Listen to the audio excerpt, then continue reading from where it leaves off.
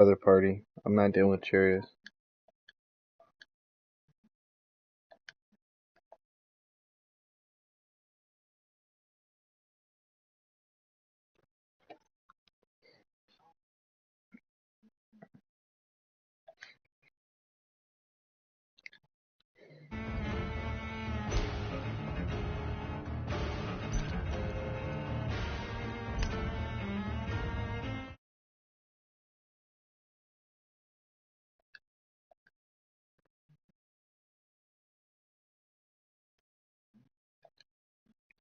Oh, fuck. Why didn't you join the other one? Join.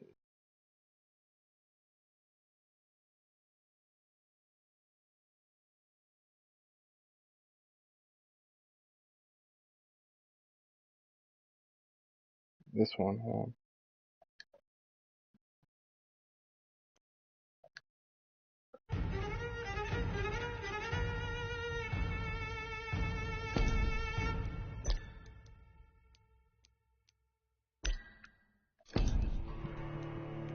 I'm waiting for you to join this fucking thing. I said it stopped again. Then go to my YouTube. Alright, there.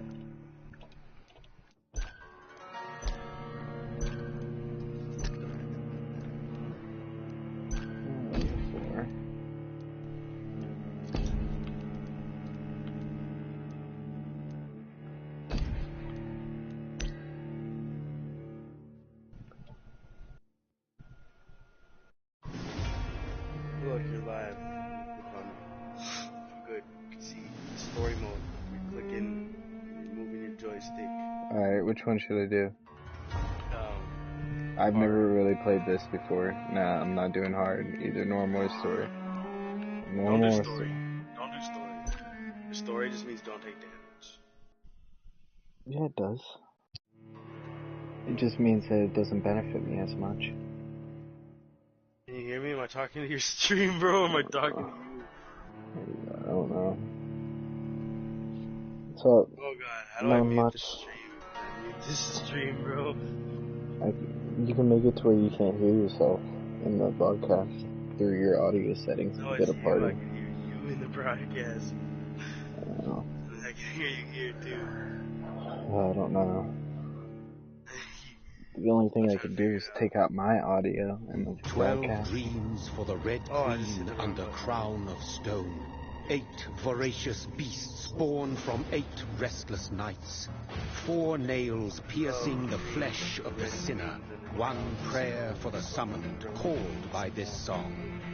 'Tis perhaps the countdown to oblivion for the once proud city of London. 'Tis perchance her inhabitants' last dance alone to face death and pestilence. Confronted by the eerie and unknown, mortals became desperate for answers. A flock's flight makes for an omen, the falling of a star, a dire presage. Turning to priests for interpretation when there was no reason to be found. When religion failed, men turned to science. I saw them build such vain cities, crafting machines made for endless war. New questions flourished as old answers withered. What is darkness but lurking sun? Crafting machines made for endless war. New what is glass but tortured sand? What is song but a call to arms? What is What's how we enslave stone? Love? What has glass is life but tortured sand? But death pending. What is song but call to arms? You have some problems, guy. What is life but death pending? Death. Since the apple was plucked from the sacred tree, mortality was believed to be God's punishment. A righteous snare to keep mankind from ascending to the stars. They were all so wrong. I'm streaming right now, Brian. That's what's happening. He's watching me play this game. Norse holy retribution. Chris is watching me play this game. Would be to never know its sweet kiss. Awaken from the harshness and be born once. Vampire. Oh, somebody's calling for Christopher. shut the fuck up. His sister.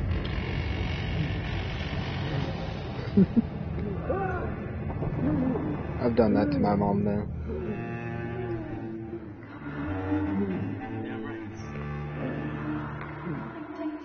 Waking from the harness and be born once. I hope this isn't shared to my Facebook. That would suck.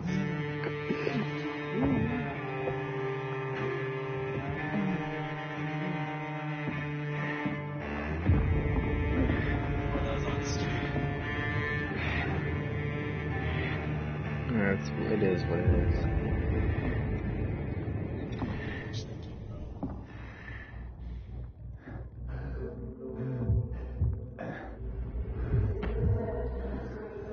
I don't like how delayed.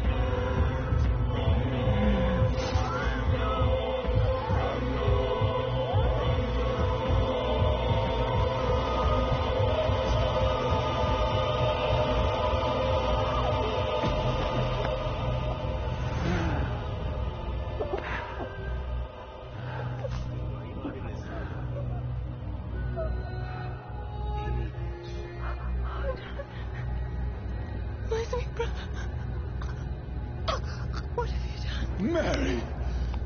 Oh, no! Mary!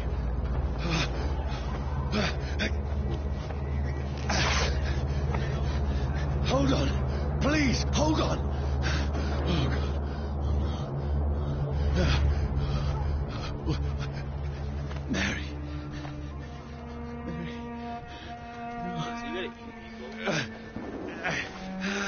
No. Just watch. Just watch. I'll explain everything after the cutscene.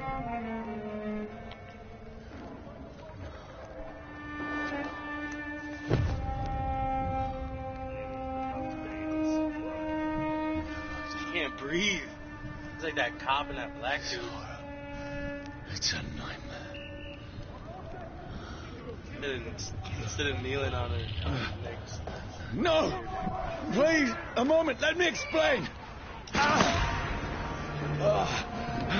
That was a live reenactment. These patrols are after me. No! No! Don't shoot! This is a nightmare. I need to get out of here. Oh, it's a nightmare. Your character looks like you will. This can't be. Over there! No, please, stop. I mean you no harm.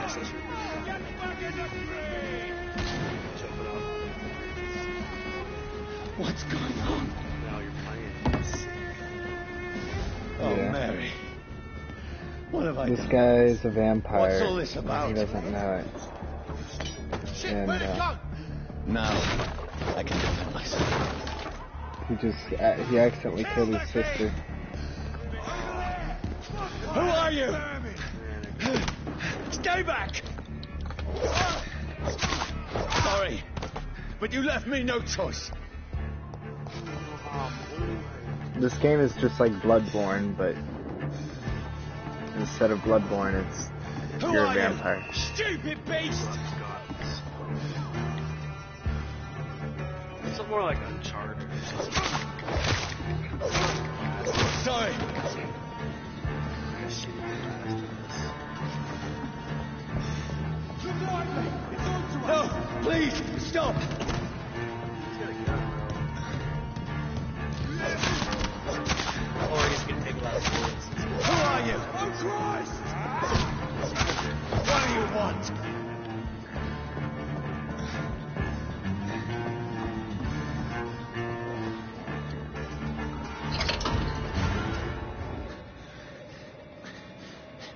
mean you no harm. I need help. Die, you fucking leech!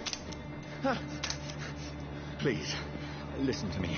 I can't make any sense of this. Shut up, beast! Who are you? What is this all about? What in God's name? I'll do the rest of the job. Just leave me.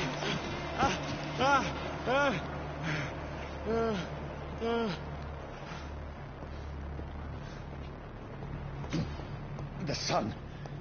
It feels like it's burning me to the bone. I need to find somewhere to hide. Over there! Right now! There's one of them. Let me go! There we go. I didn't know how to find sprint. shelter. Is anybody there?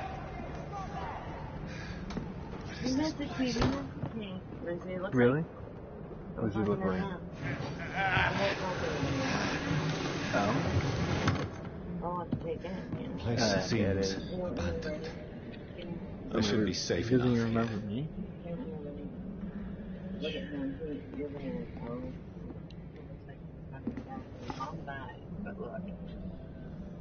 Holy shit. That is Larry through and through. Holy shit. That is nuts. Brother, You know what else is nuts? what have you done? Mary! Mary! Mary, I'm sorry. Whoever did this to us, I will find them.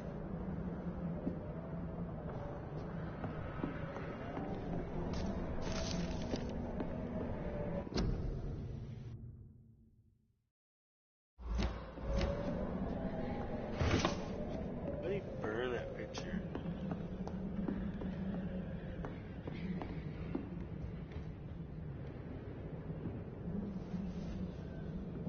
Sorry about that. Oh, damn.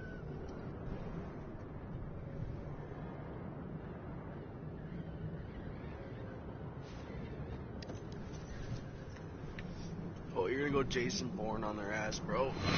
Wait. This one's dressed up fancy. Let's run through his pockets. Picking the dead's pockets? Are you serious? I've still a rent to pay. He's got no more responsibilities. What's this? Go watch. Beautiful it is. It's a while since I live streamed. We fancy it in shadow takings. It's I been like suppose we are a year and a half. undertakers. Now, give him an Eve. What's up, everyone? Bam, what the fuck was my name, bro? That's impossible. Fuck. That was gay as hell.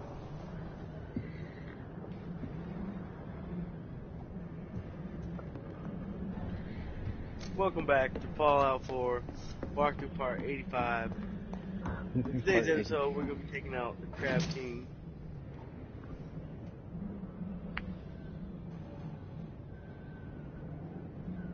I don't understand how you can see himself in the movie. Because can't vampires not see themselves in the movie? Stop it, bro. Who goes there? I want to love this stream. I'm going to go back and hear myself like fail. Who's that? Are you referring to me?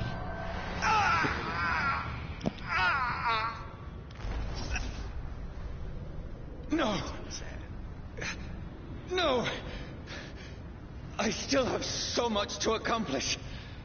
How do you know it's been a year and a half? What the fuck did I stream, bro? Well, I I talked still about have me. so much left that needs doing. Holy fuck, bro. Me, it's probably... I'm gonna go look, bro. I thought you were gonna watch this, man.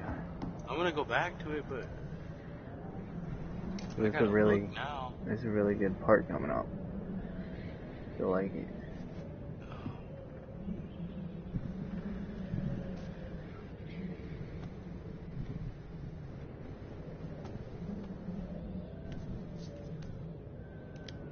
It just says 1 year ago.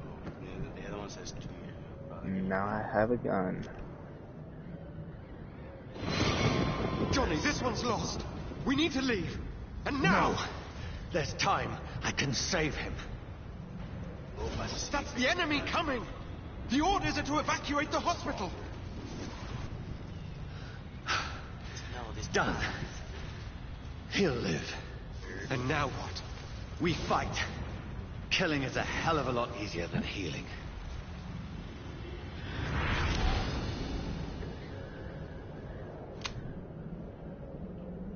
No. You knew he was It gonna never live got to easy. see his heartbeat, huh?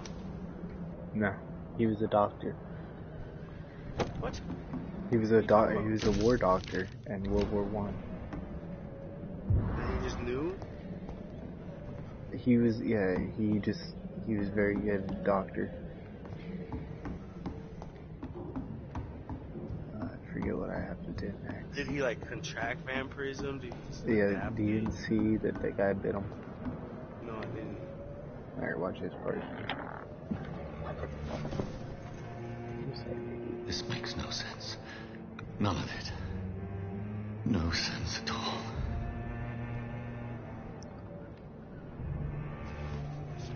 It's a nightmare. None of it. That's it.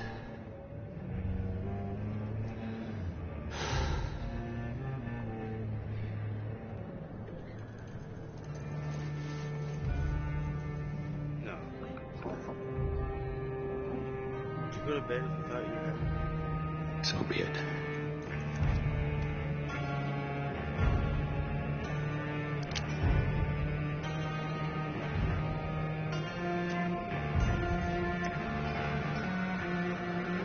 Rational thinking only. Don't do it.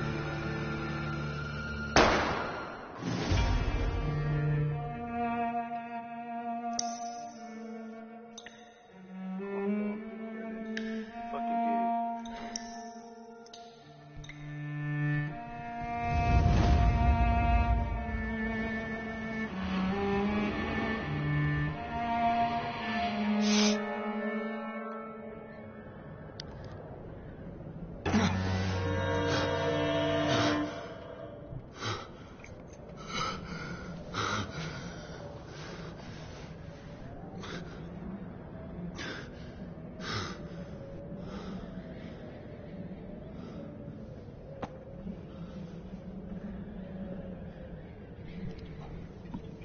Welcome back. Welcome back. This is absolute madness. I've lost touch with the real.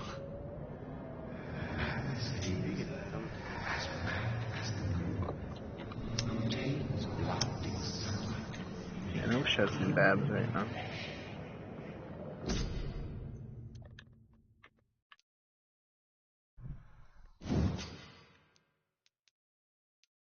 Sucks to suck.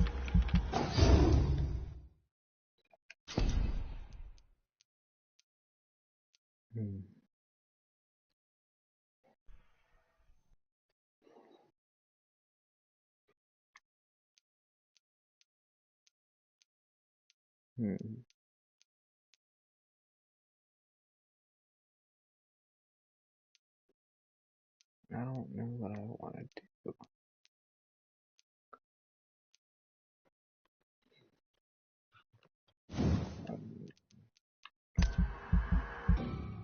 That's 1,000. These are all 1,000. No, I'm trying to keep quiet. Okay, hold on. Struck by slithers of darkness, causing them to bleed. Vampires increase range and damage. And what does Buzzbear do? 3 small blood spheres, which can hit enemies. We'll try the mist. I haven't tried that one. I used to have claws and blood spear. I'll challenge you to only go with perks you haven't tried. Because I've played through this before, but it wasn't too far into the game. That voice in my head. If I'm not mad, then it must belong to the one who made me. what I am. I must find him to understand what I have become.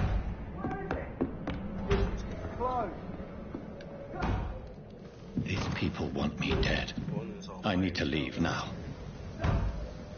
Watch this. Here's the leech. Here!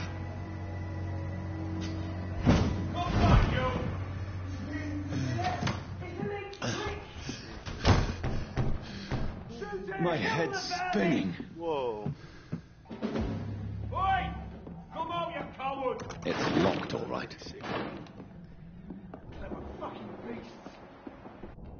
But it does something to your health. Not fit like I forgot that's how you stun enemies.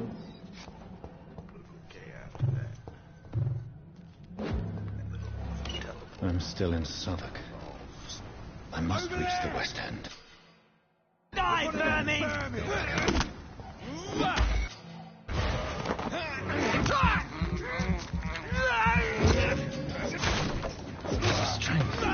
A strength I never knew I had. There's one of them! Watch yourself!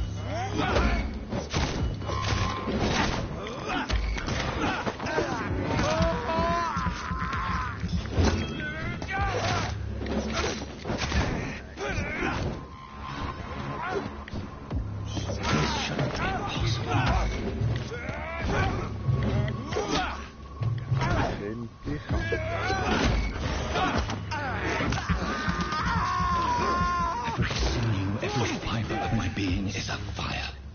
Same shit.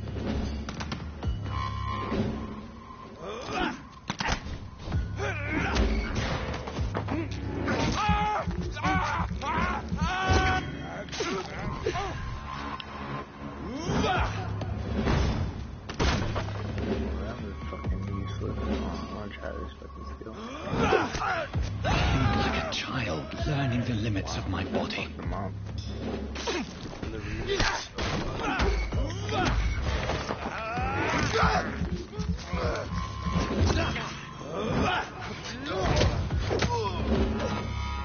My strength. My reflexes. I'm not human anymore.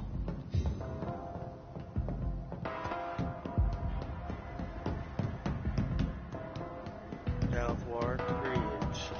My poor sister. If only I had controlled my need for blood.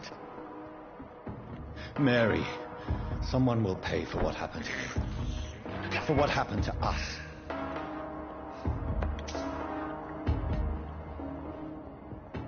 Is there another mouse around here? Should be. Need a lighter. The dizziness from the jump. I can... Hell of a look. now control it.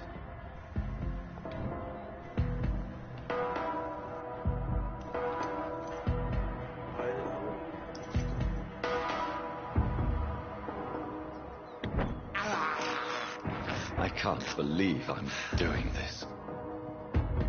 Where's the other one? I have this thirst for what will London have to say to me. I cannot enter. I've so many questions unanswered.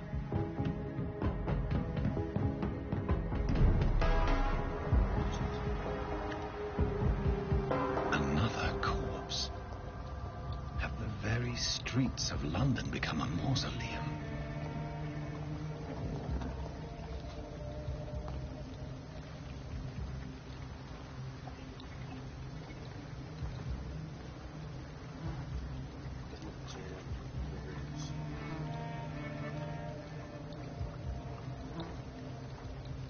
The man has been drained of all blood, but I can still smell the scent of it.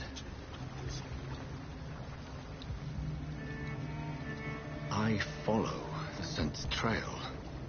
Perhaps it will lead me to my assailant. Fresh blood. played that Horizon. Where has everyone gone? Shut it. If you're Game, I on played that Horizon, story. I loved it.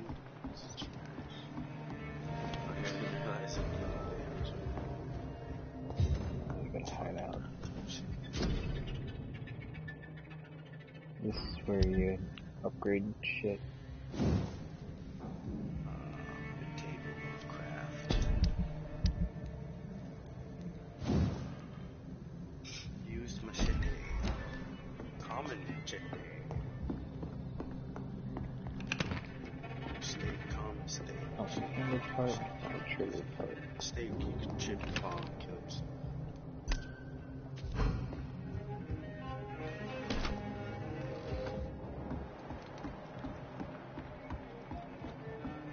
That's like the only thing that can kill him.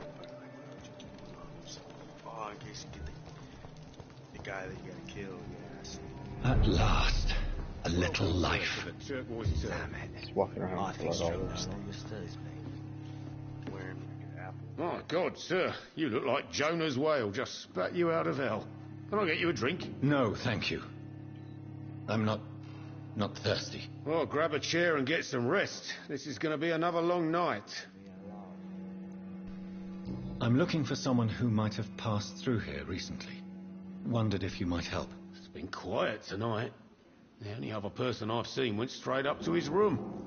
Thought it was kind of rude, actually. You mean he's still here? Well, yeah. He paid for the entire week. How long has he been here? He rented the room a few days ago and didn't say when he'd leave. Who is this man? What does he look like? Like a gentleman, I guess. Well dressed, quite polite. A professor or something fancy like that. Always writing, reading notes. I need to meet this man. I have questions. Just climb the stairs and knock on the first door. I heard him open his window, so I guess he's still awake. And, Yes? no funny business. You hear me? This is a respectable establishment. I think we no longer. Good evening, sir. I wondered if I could ask for your help. Wow, you look like you need a drink. Yes. Your character looks just I like apologize for my outfit. It's been a long night. Been there, seen that. Don't worry, things can only get worse. What's going on around here? It's like everybody is hiding. You must be new here. Have you not heard about the murders? Everybody fears the return of the sewer dog. Vacuum man right there. Who is this sewer dog? It's the local bogeyman. Convenient answer for every crime that happened for decades.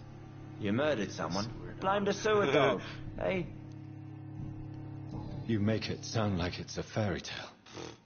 People will always believe in monsters. It's easier than accepting their own darkness. We can all be monsters. Has anybody entered the bar recently? Can't say. Sorry. I spent the night making love to that gorgeous bottle. See? This is important, sir. Are you sure no one has come in here in the last few hours? I don't know and I don't care. This is a free country. People still have the right to come and go, don't they? I'll leave you to your bottle then. I don't know when I don't care. Fuck, he's talking too fast. That'd be a horrible voice I'm not gonna talk I to hope I you. live long enough to see them wet food boys get what's coming to them. I better. It's gonna help me out later on in the Hello, game. sir. Are you all right? Is there any way I can help you? I don't know. Maybe you prefer to speak with Tom then. What's going on around here? Where is everyone? Too many dead, sir. First the epidemic, now all these terrible murders. The murders. What can you say Oh my about them? God, bro, Bodies this found in the takes place streets 2020. every morning. I'm telling you, that was Drained of blood. It's It's just horrible. They got guns. Some Where say does this take The place, bro? sewer dog is back. The sewer dog. What's that? No one knows. I know it ain't like People have 2020. always disappeared around these When does parts. this take place? The ancients say it's the sewer dog coming out to feed. But now he's killing in the streets. I'll get clues. What have you heard about the epidemic? There's a Spanish flu. 30s. Yeah. Killed so many last summer. Thought we'd seen the last of it. Dozens dying every week. Are the authorities doing anything? Nothing. There are so many quarantine zones in London now. It's gotten really hard to travel across town. What is this place? This is Tom's bar, the Turquoise Turtle. I'm the barmaid here, Sabrina, if you want to know. Are you always open this late at night? No, it's only since the epidemic started. Tom thought that people may need a safe place to stay. You don't seem to have much business. Where is everybody? Well, most people are sleeping right now. And those that are awake tend to avoid going out. What with the murders and all. I just want to talk.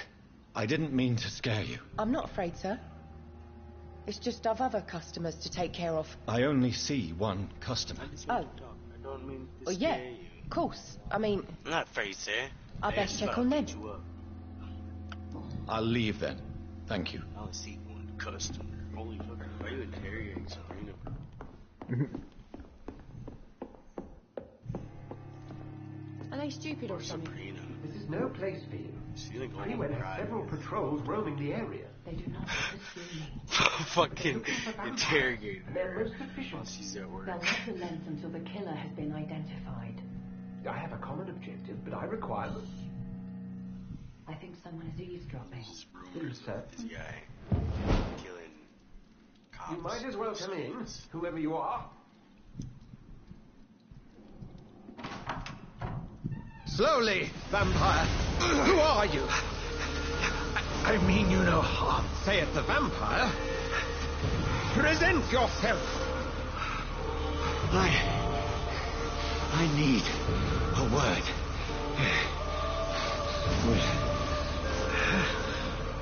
Anyone.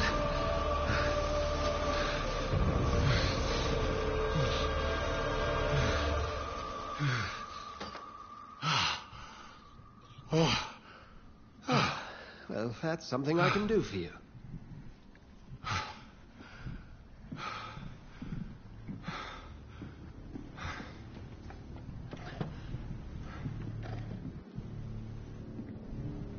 This is one of my favorite people.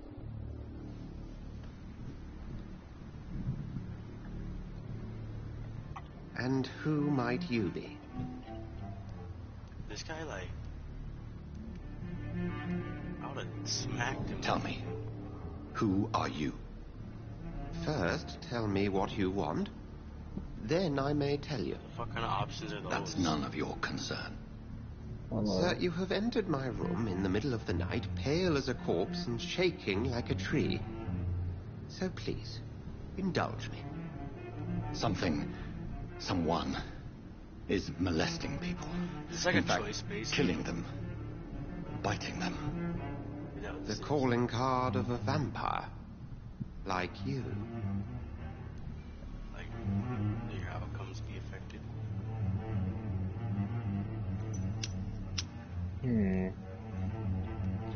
You seem the expert. He seems like How the would that expert. be? I have my secrets, as you have yours. Then if you are not a vampire, who Get or across, what are you? Like, he probably holds that. Dr. Edgar Swansea of the Brotherhood of St. Paul. I'm performing an independent investigation here in an attempt to understand precisely what is going on. I heard another voice, that of a woman. Who were you talking to? Ridiculous. I've no idea what you're talking about. Dr. Edgar. Something tells me not to trust you. Then the feeling is mutual. What have you uncovered concerning the murders? It started a few nights ago. Rumors of violent murders. The docs have always been, shall we say, somewhat unsavory. But this is different. How different? What? A vampire is at work here. Famished. Are you calling me a murderer? It must be brought to ground, and quickly. He only killed like 20 cops. And what exactly is this brotherhood? Sir, if the name is not familiar to you, then we shall discuss it another time. Then help me find the culprit. I may. Saying this character. If you'll first tell me why you opened this door. I followed a trail. The scent of blood from a recent victim. It led me here. You thought I was your aggressor. That explains a great deal. We're both chasing the same shadow. That dude is sitting across that random guy no one talked to. A shadow, indeed. Became some like voyeur. Yet I heard his voice in my head. There was a moment I believed I was mad. You should let me handle this affair. You've no idea what you're up against. No. I will find the monster. He is mine. I knew one dude. How will you do any better than I? But then let me ask you this. What are your intentions if you find the killer?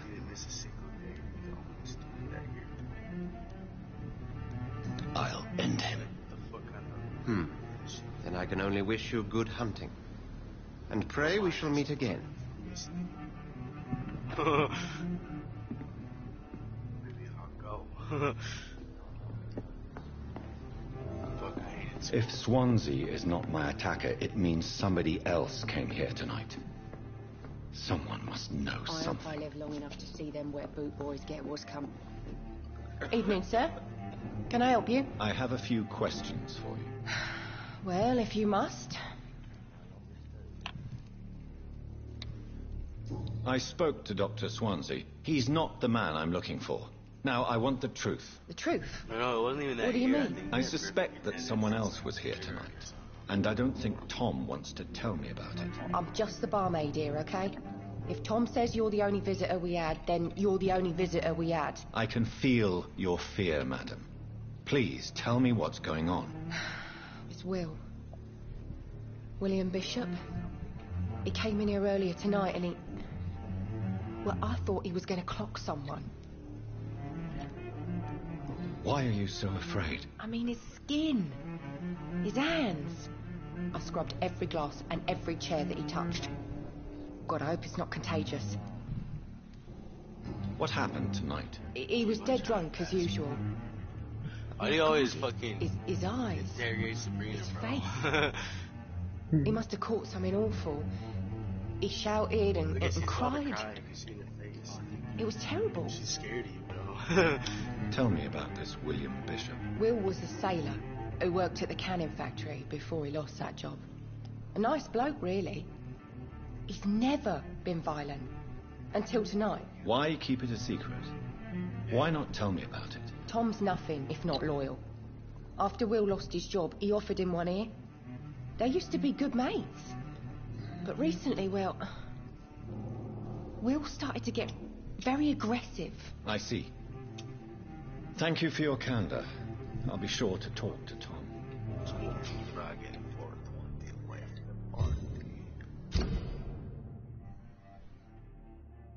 Everyone at him. Smoking Dragon with him.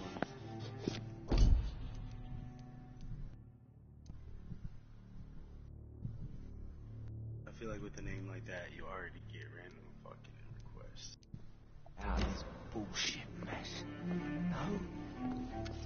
Hello, sir. May I disturb you again? And you're still ugly as sin. I'll leave you to... Welcome back. Did you find what you were after? I can't say I have. Say who let your... Are you sure no one else came into your bar before I arrived? Hey, I told you, you were the only other stranger I've had. Tom, talk to me about the visit from your old friend, William. Yes, Will came by tonight, but he's not my friend anymore. Why lie to me if he is not your friend? I didn't lie. I said you were my only unannounced customer, and that's the truth. Who is he? William. Just an old sailor who loves his gin too much. He worked for years at the canning factory before it closed. Is he dangerous? Yeah. Like many drunks, he's all bark and no bite. Can barely stand up most of the time. How was he tonight? Was he different? Sicker than usual, perhaps. He whined and mumbled about how mean people were to him and how he'd like to talk to me outside, and then he left when I refused. I need to find him. It's a matter of urgency. Do you know where he is? You could try his boat. It's up by the North Pier.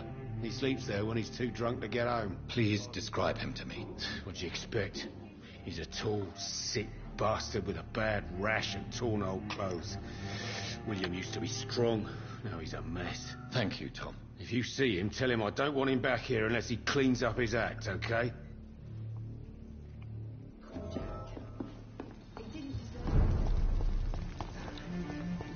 I will get to the bottom of this intrigue.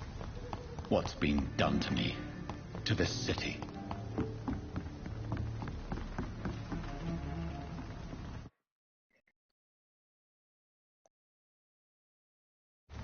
The body is still warm. This man has just been drained of blood. This man was armed. He tried to defend himself. What's this? Some sort of note. This corpse has been dried of its blood, just like the previous victim. Blood and empty gin bottles. This Bishop fellow is something of a heavy drinker.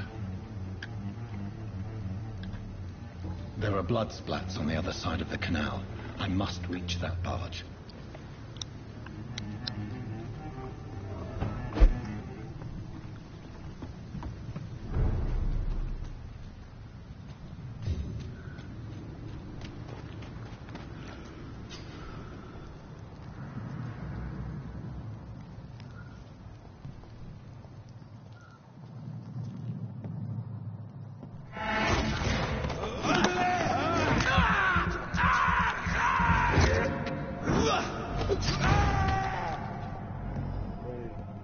Huh.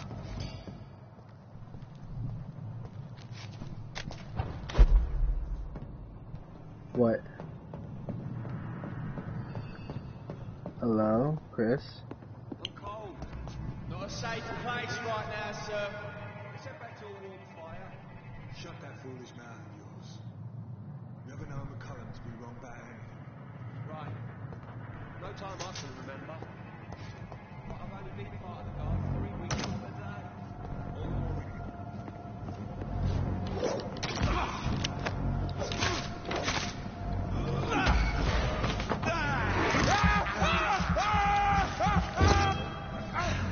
Hello? Wait, what headphone are you in, bro? Talk to me. I'm right here. Oh, there you are. Hello. Hello. I guess it would make sense that you're on the left side, not the right side, considering. I don't know, I thought you'd be on the right side.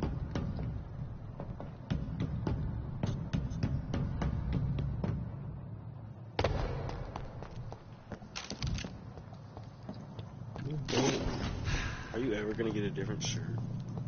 Yeah. After this mission, I get a new change of clothes. Oh, you were flying.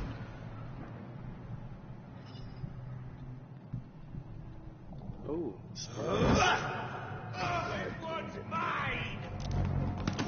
Vampires do sparkle when they get XP. Oh, Christ! Look at that.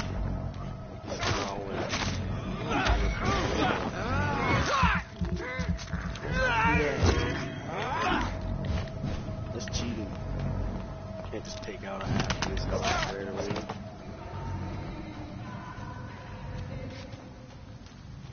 See how I'm getting better at fighting? Crush the leech! You play the hard one.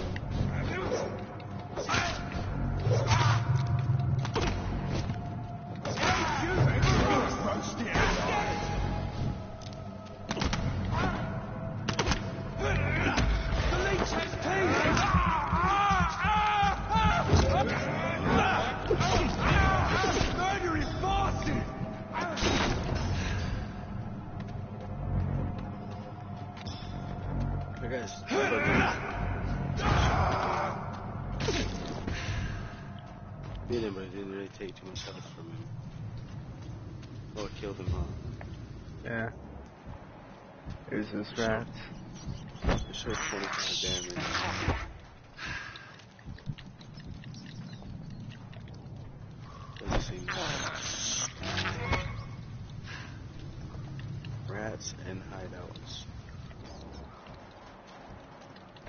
God, don't do that. It's bad. Like, then you're gonna catch like rabies. Oh, I'm a vampire. Vampies. You'll get the mumps, bro. Mumps, huh?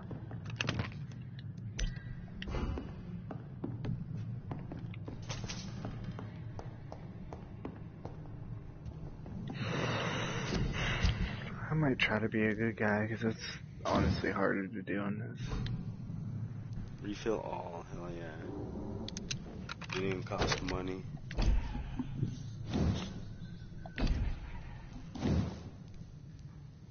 Get the machete.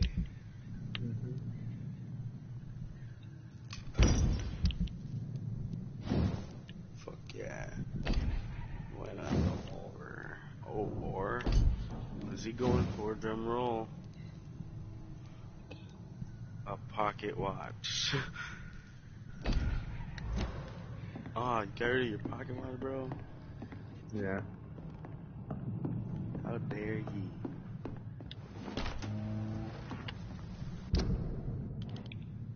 Enhanced handling. Oh, never mind. Alright, P. Who the fuck is my gun?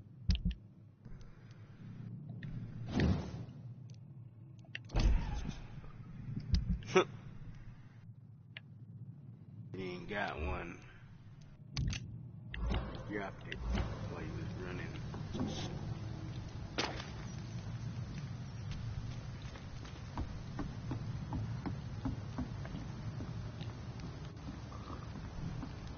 Oh, there you go.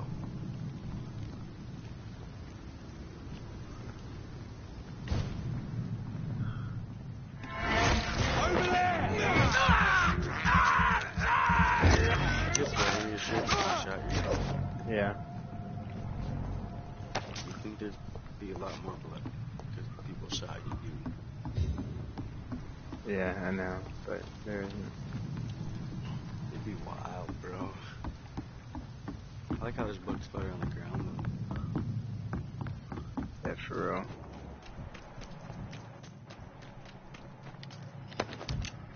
I almost missed that. You should check a setting to see if there's like extra blood.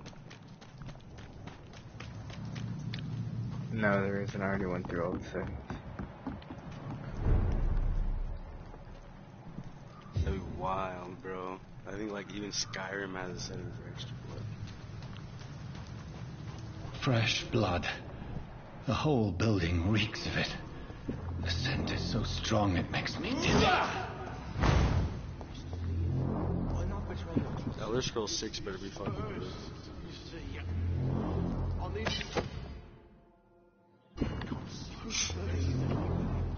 As one, we shall overcome.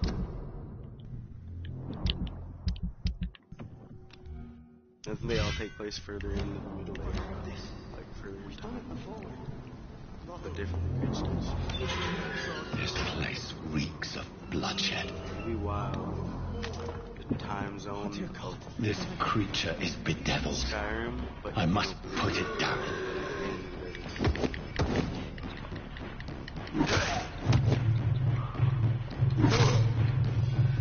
Let's call it.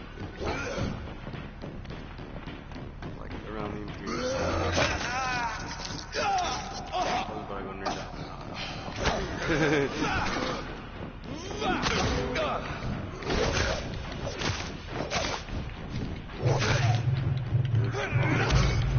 middle area.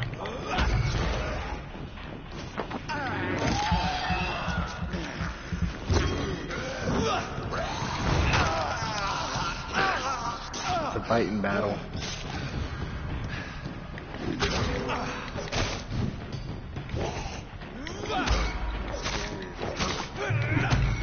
Good triangle. Super effective.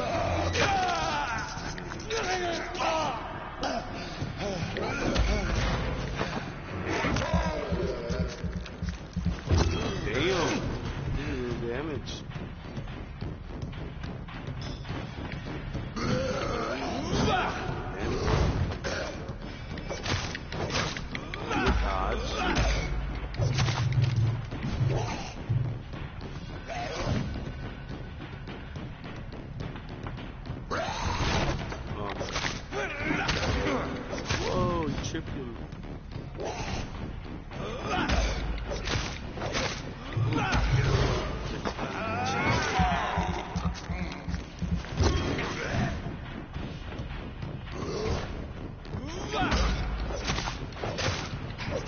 ain't got much of a vampire. It's like a zombie. It's like walking around fucking crazy. William was an honorable man. I could have saved him. Mr. Hampton, are you in there? I knew him well, another lost soul, a kindred spirit. Sir, listen to the sound of my voice. I'm a doctor. You're suffering from shock. I must return to my flock. They'll stray without me.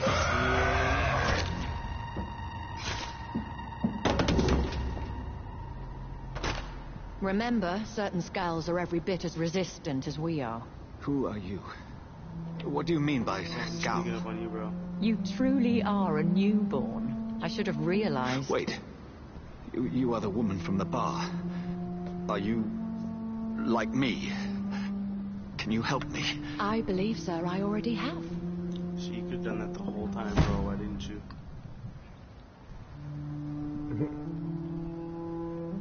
Because I'm a newborn. I don't really like that scythe. I like the axe that you get, though, from the one hospital. By George and the Saints, you've solved the mystery of these terrible murders. Patience, good fellows, I've come to offer help. Just give me a moment to secure my boat. We can leave this awful place. William was not the evil man they claimed. He was just taken by the thirst. He needed his drink. This man requires medical attention. We'll see he gets to the nearest hospital. No, please, I must tend to my fold. My flock needs me. There, sir. Go with the good Dr. Swansea. He's resourceful, and I'm sure he'll take good care of you. You'd best come as well. The sun is soon to rise, and you'll need a place to rest. I just need a moment. If I can learn something about what has happened to William, I'll be a step closer to understanding what happened to me.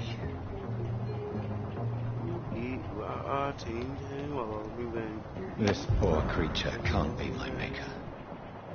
Could it be some subspecies of vampire? I must find a place to analyze the blood. You enjoy watching? Yeah. What do you think of this game? It's a pretty good movie.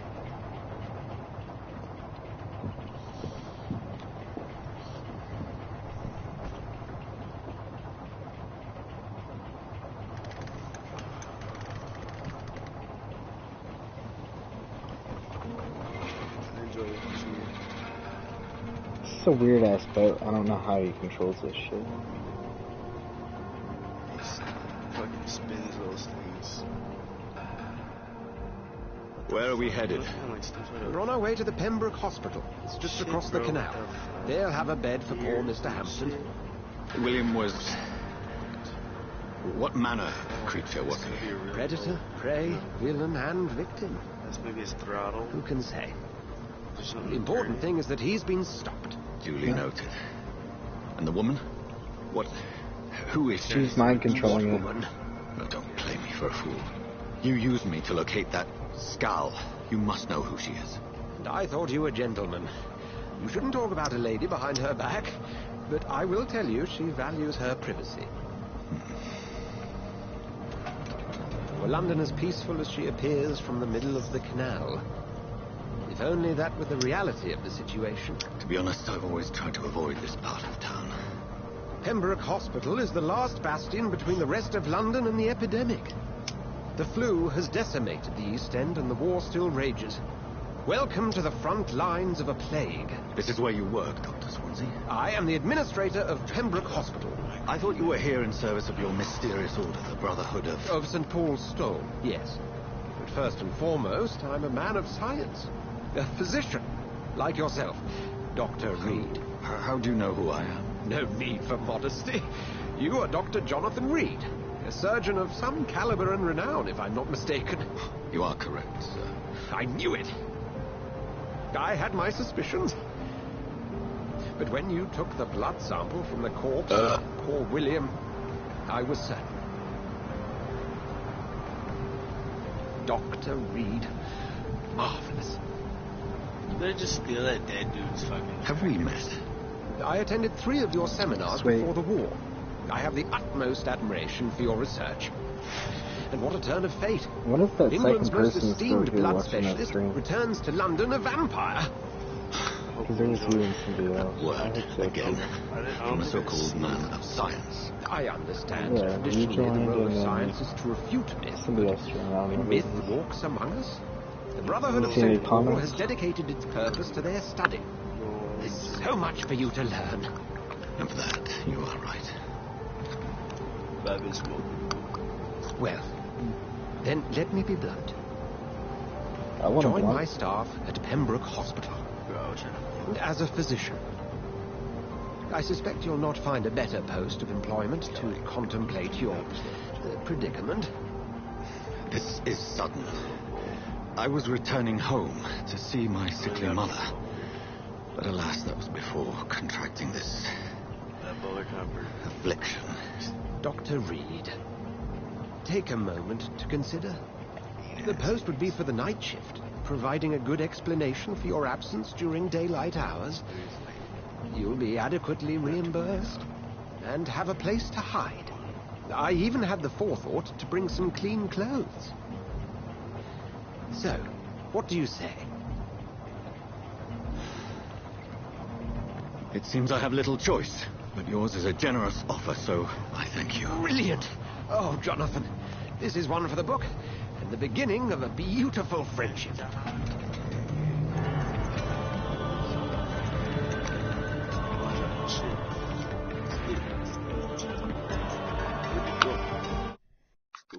Oh, am I burning? No, I ain't burning. Something burning. You ready to see the new fit? Oh, we don't want to see the new outfit? Fine, we're in whatever fuck it is.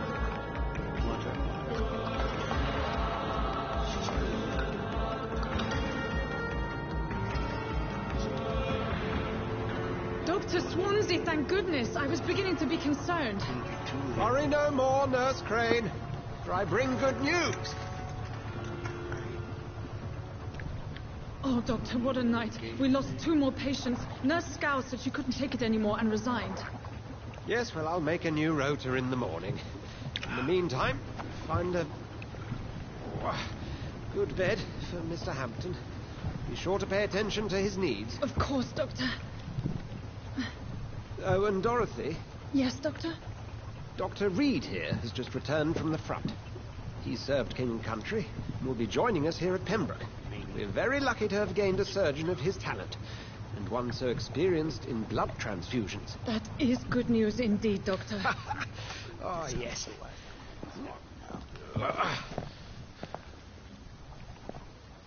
Here at Pembroke, it's not what we have, but what we haven't.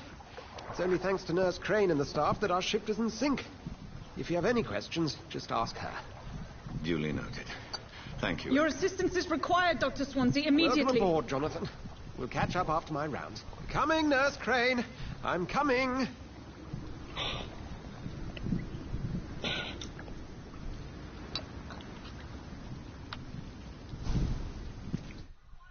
Holy fuck the lag. You can do better than that. Now, it's my turn.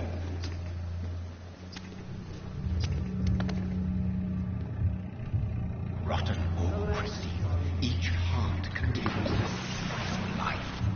Drink at this river, try it all.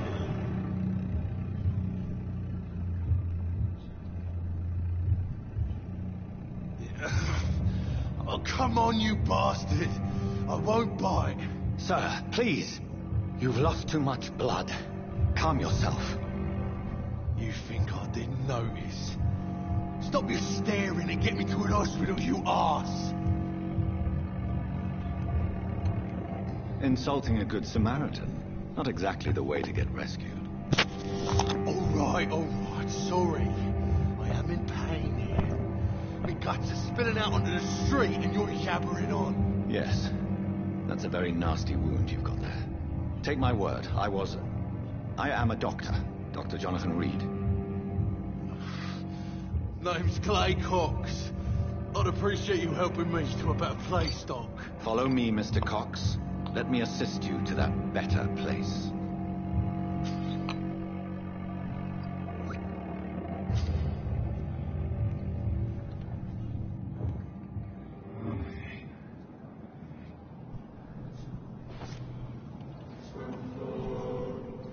Bring this fading light into the shadows.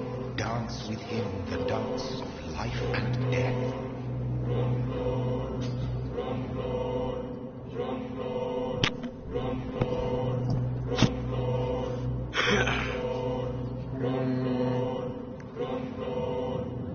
No more. Not tonight. Not like this. I will not take another life.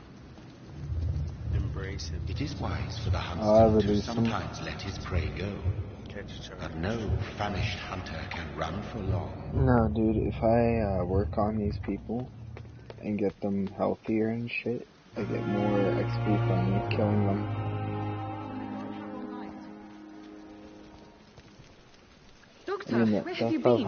I've little time to play hide and seek with new staff members, no matter how illustrious they may be. I found a wounded man by the docks. He answers to the name of Clay Cox. He requires urgent medical attention. Already making the rounds? That's the Pembroke spirit. I'll ask our porter, Milton, to bring him back immediately. Thank you, nurse.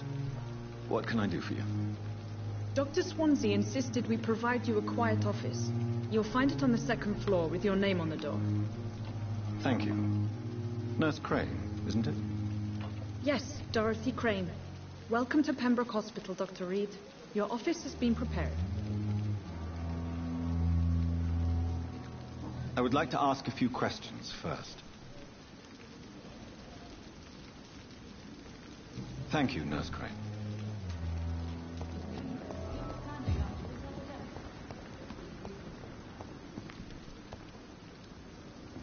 Dr. Swansea is right. This place seems perfect to conduct my research. You look badass. Disgust on every street. I look like a babaya. Alright, to my room I go. This must be the place. It's definitely away from prying eyes. Relegated to the shadows. A kingdom of my own. At least I won't be sleeping in a coffin.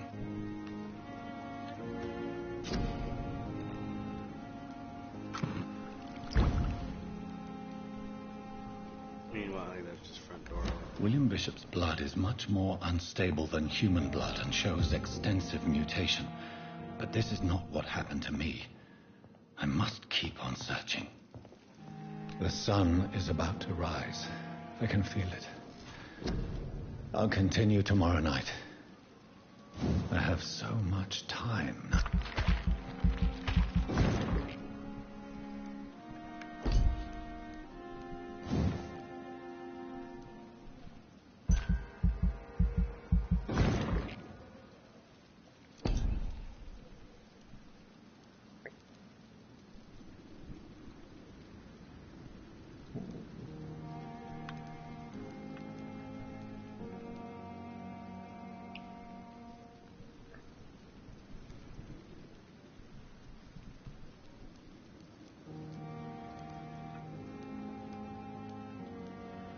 Blood barrier, bro.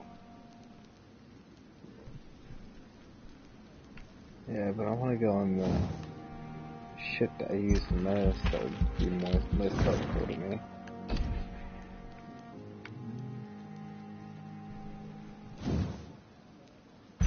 Persuasion.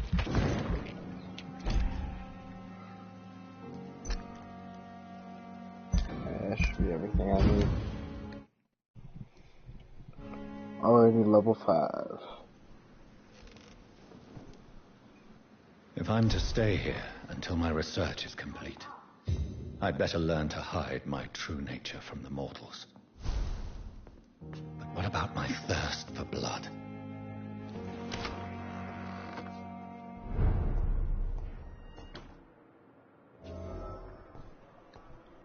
Yes, Nurse Crane? How can I help you? I'm so sorry. I know Dr. Swansea wanted you to rest, but we have somewhat of a crisis. A crisis, you say? Our supply of antiseptics is nearly depleted. I was hoping there was another box up here, but... What type of hospital are you running? No antiseptics? You have been away too long, Doctor. With the war and now this epidemic, supplies have been running scarce for months now. I may have a solution. In France, during the war, drugs shortage was a daily problem, and we had to use our wits to overcome the shortages. However do you mean? If combined correctly, certain household chemical products can be used in a pinch instead. Now, where's the hospital storeroom? The storeroom? Fat chance. This is the Pembroke, and space is luxury we don't have. Everything used to be stored in the old morgue. Perhaps I should look there first. Where is this morgue? It's the large building behind the hospital. You'll need to go in the back door because it's been sealed off for sanitary reasons. Take this key. It opens a small back entrance at the end of a narrow street. The abandoned morgue behind the hospital. A small door at the end of a narrow street. On my way then. Thank you, nurse.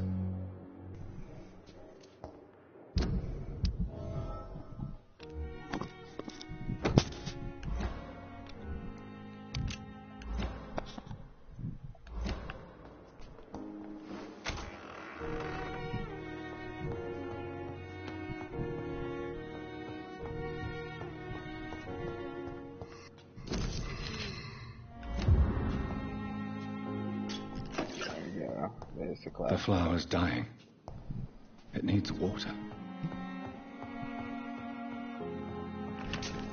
Yes. Aluminum powder. That's really good. You give that flower some water.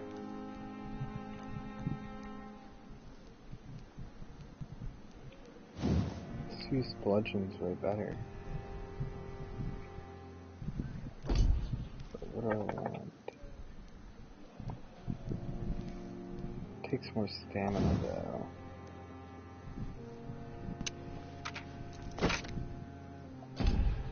Get that.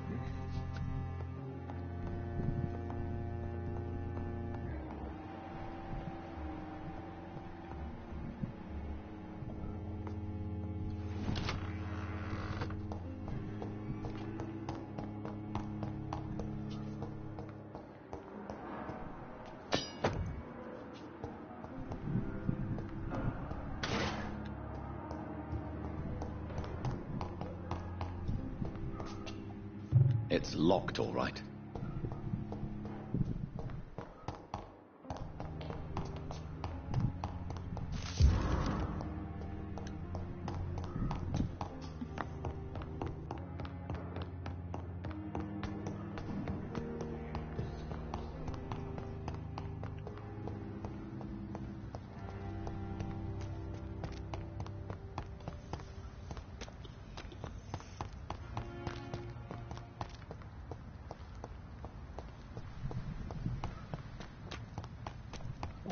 To the back we go.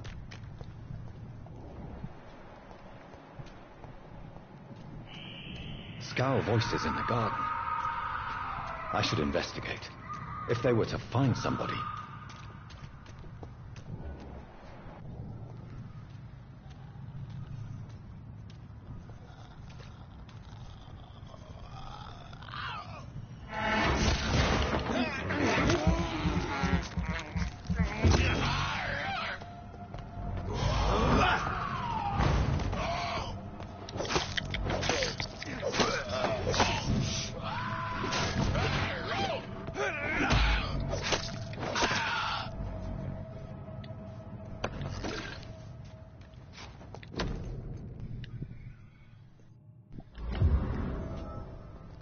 That level 7 like it was nothing.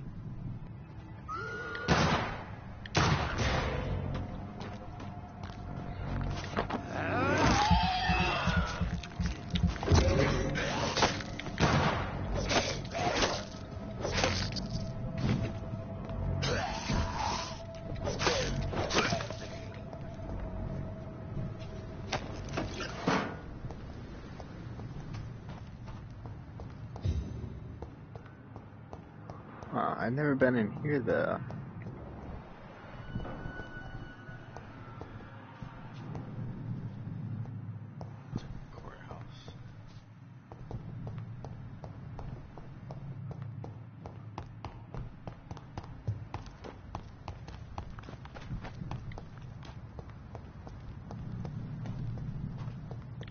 a whole room in there,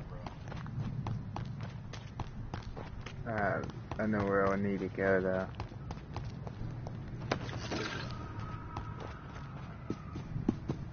It is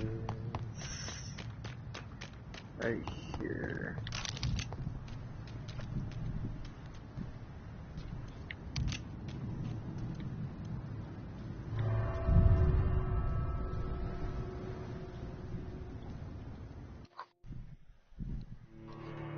So am I getting better at fighting on here or what? Nah, bro. Oh.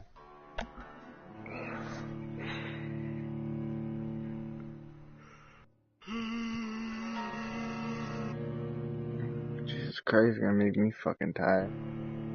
I'm fucking tired, bro. It's only 2:30. Bedtime.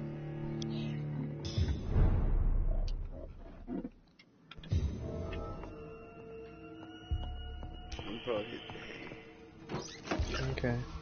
We can continue to stream on have it on the TV though. Alright. What, you just gonna go fall asleep to it? Yeah. Alright. Alright. Good night.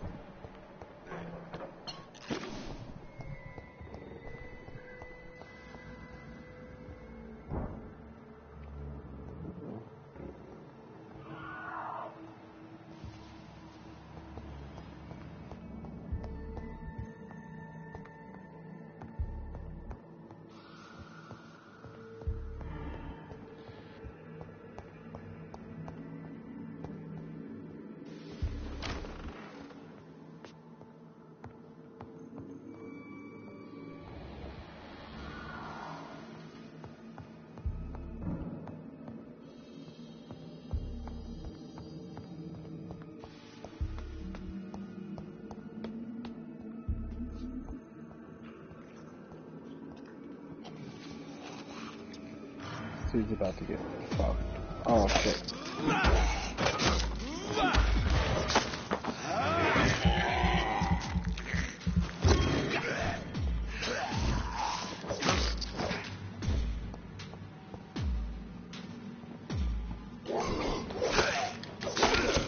Behavior is similar to the infected William Bishop. Must be the same strain. This sickness moves faster than influenza.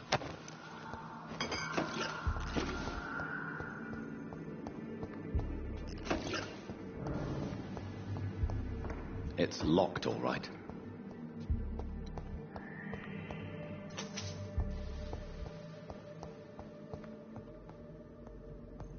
This key will surely grant me access to the basement.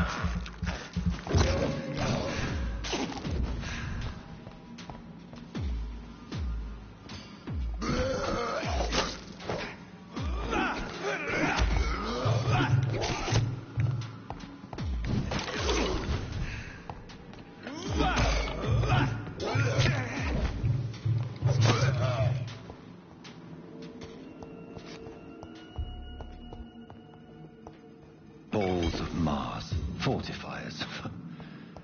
As popular as they are ineffective. But they do contain iron tartrate, and that might prove itself useful.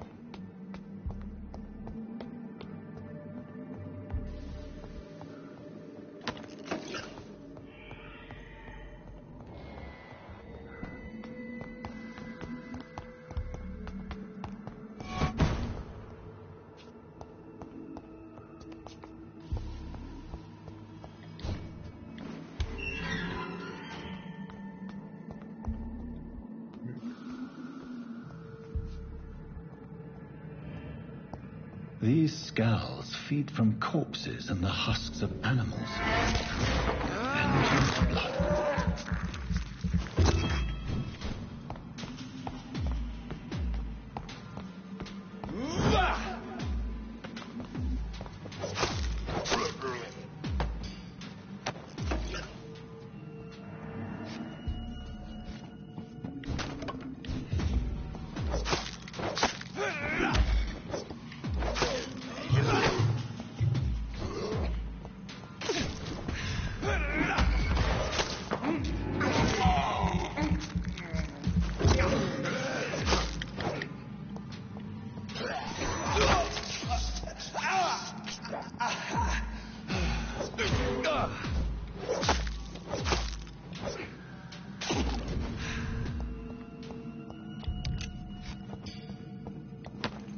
What a damn shotgun, bro. Alright.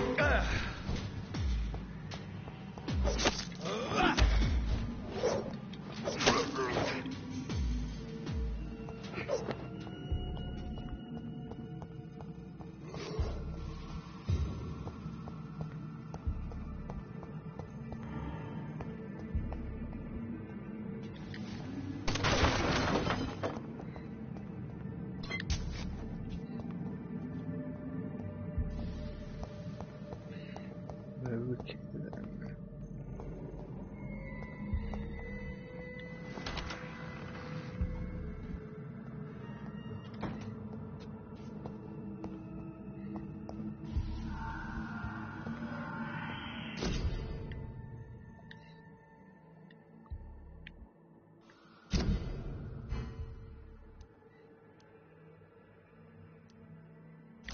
Mr. Connor's injuries don't match the report. I'd better look into this. It's locked, all right.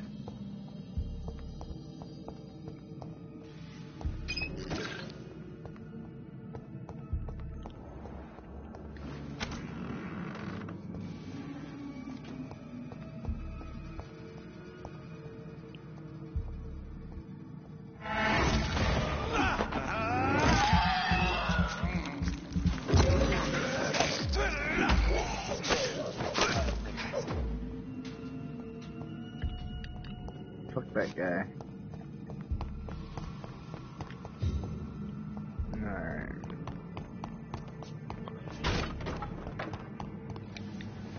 Fuck that chair. Fuck this and fuck that.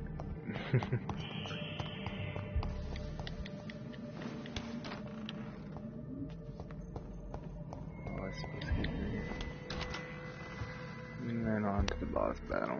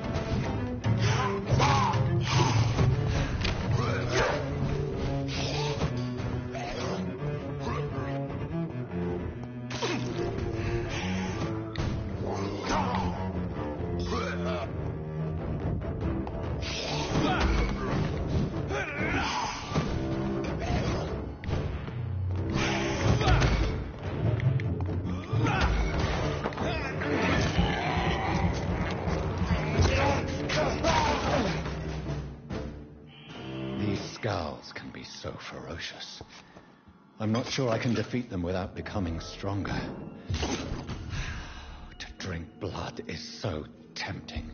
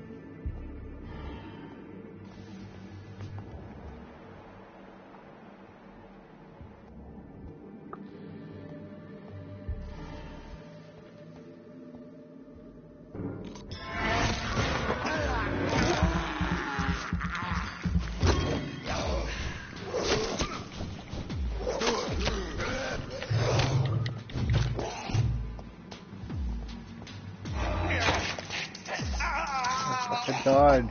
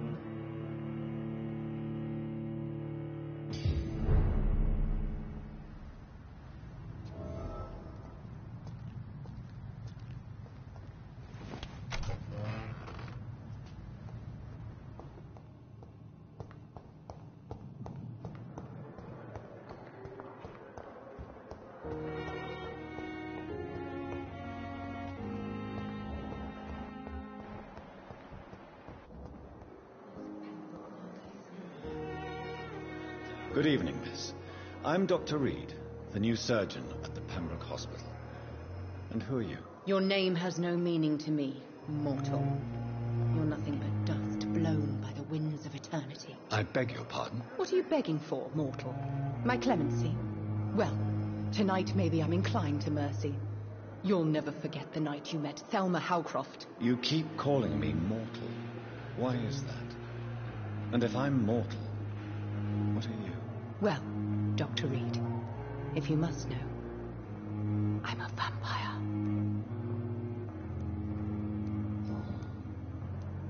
Who are you really, Miss Howcroft? I mean, apart from being a vampire. Is that not enough for you, puny mortal? What do you require? Proof of my powers? I'm curious to know who you were before becoming a vampire. No, such a long time ago, I don't remember. Centuries of unholy life can have strange effects on one's minds, you see? And why do you believe you're a vampire? I don't need to believe anything. It is what I am. It is what I feel within this hollow shell of flesh. Please, describe to me how you feel. What is it like to be a vampire? I can hear my body crumble from the inside as my flesh cracks and fades. I sense the last pulse of postulant blood within my drying veins. I need new blood. I see. Have you ever heard of Cotard's syndrome, Miss Howcroft? Never. It's a mental illness discovered by a French neurologist named Jules Cotard. The affected patients are delusional. They believe that they are putrefying, that they are dead, a ghost or a ghoul, or in your case, a vampire. Delusional, you say?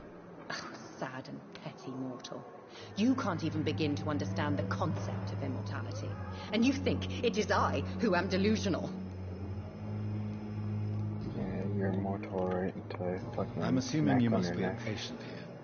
Am I right, Miss Howcroft? It's only a cover. To hide from my enemies. I can leave whenever I want. As a woman, a spirit, fog, or bat. Who are these enemies you mentioned? Can you describe them? I cannot say for sure. But I sense their eyes on me from nearby. I feel them watching me every time I visit the garden near the morgue. The staff here are not your enemy. They're here to help you, to care for you. I'm not speaking of the doctors in white. I'm speaking of the men and women who hunt me. For I am a vampire. I see. Don't worry. These people will not find you here. I'll personally make sure they leave you alone. Thank you, mortal. But do not interfere with them, for you are no match for those that hunt me. Do you require my services, Miss Howcroft? I have no need for your medicine, Dr. Reed. Blood is the only drug I need.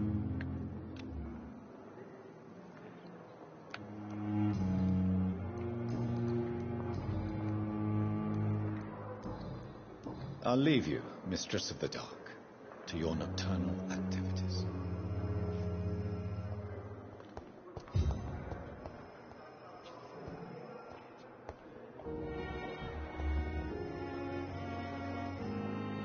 Good evening, Doctor. I believe we're going to be working together. Dr. Reed. Dr. Swansea informed us of your arrival, but I could not dare to believe we'd have such good fortune. Such an honor, sir. Thank you. And you are? I am Thoreau Strickland, Dr. Thoreau Strickland. I'm a great admirer of your work, Dr. Reed.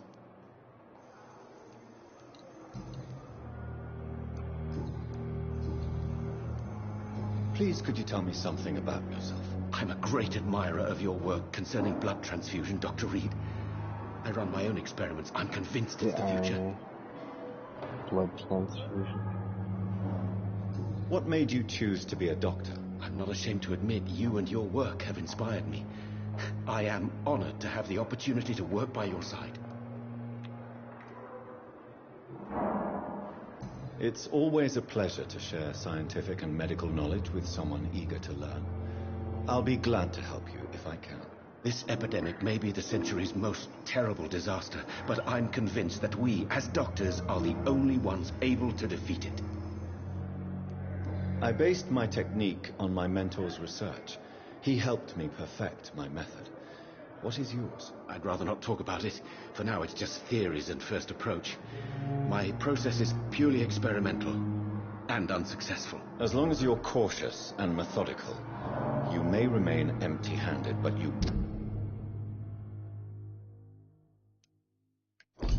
won't fail. You're not the first one to warn me, but I am convinced knowledge is the main weapon against the ravages of this epidemic. What can you tell me about the Pembroke? Well, it has always been an honor to work with Dr. Swansea. But with your arrival, I can't think of a better opportunity to learn about blood transfusion. You seem quite optimistic. It's a rare and precious attitude in these difficult times. I'm convinced that this epidemic is a test of endurance and dedication for us men of science. Questions remain about our capacity to resolve the situation. True. Last summer, during the first wave of the epidemic, I used to joke with Milton about the extra work. We're not smiling now. Do you need help with anything in particular? Well, yes, maybe. I'm waiting for a batch of products I ordered for my personal research, yet my supplier seems to have vanished. Do you want me to play the errand boy for you? Oh, no, Dr. Reed. But if you went personally to his shop, what with your reputation and all, he wouldn't dare to refuse the products I need. I see. Well, give me the address, for I may pass by if I have time.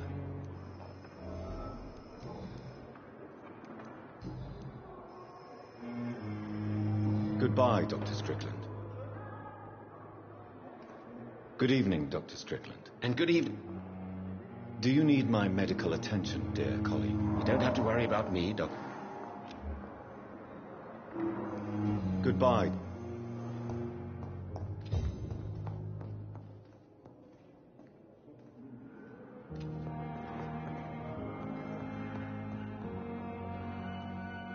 Yes, Doctor? Exactly how bad is the supply situation here at Pembroke? It really depends. Dr. Swansea deftly works his society contacts for monies, but with the quarantine, well, we're in God's hands. Why then do you always work the nights? Don't you ever sleep? At the Pembroke, we're always hands on deck. Lack of sleep and the medical profession always ends in disaster. I've witnessed many a colleague succumb to stimulants to fight exhaustion. Drugs were as deadly as bullets in the trenches. London's trenches start here at Pembroke Hospital. We are on the front line, make no mistake. Your dedication to the Pembroke does you credit, Nurse Crane, but when do you sleep? We staff get our sleep when we can, Doctor. Nursing is a vocation, not the labor of a journeyman. Please, could you point me in... It's the Lord...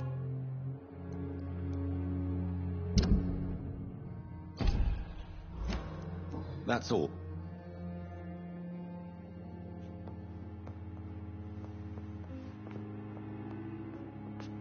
Good evening, madam. Can I help you? It's my son who needs you, sir. I'm Dr. Jonathan Reed. How can I help your son? I'm Beatrice Goswick, mother of Mortimer Goswick. Could you check on him, please, Dr. Reed? I've heard much of your talents as a physician. Do you require medical attention as well, Mrs. Goswick? I have other concerns right now, Doctor. But I'm fine, thank you. What can you tell me about yourself, Mrs. Goswick? Not much to say. Just take care of my Mortimer and I'll cover all the expenses. That's all that matters. Are you really that rich? Most of the patients here are of a more humble origin, if I may say so. Yes, thanks to my husband. May he rest in peace. I can cover any needed medical expenses. May I ask if you have an occupation, Mrs. Goswick? I'm a teacher by profession. I teach young women who are more ambitious about their futures than their families. What do you think of your reception here? Any complaints? I have had the uttermost reservations about this hospital since we arrived. But we had no other choice, considering the state of emergency. Is there something in particular that's bothering you? Some of the staff were not especially welcoming. I suspect they're not accustomed to dealing with patients of such social standing. Tell me more about your arrival at the Pembroke Hospital. What gave you such a bad first impression? The ambulance driver was quite rude, for a start. And that nurse, Miss Hawkins, seems to have quite a dubious attitude. What do you mean? She managed to secure a bed for my son despite the epidemic. It was a relief, but it wasn't cheap.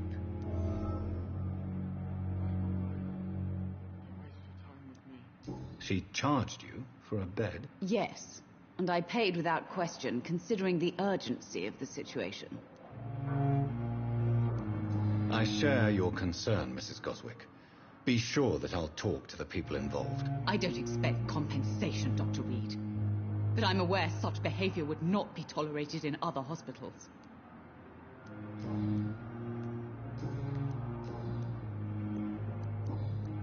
Goodbye, Mrs. Goswick.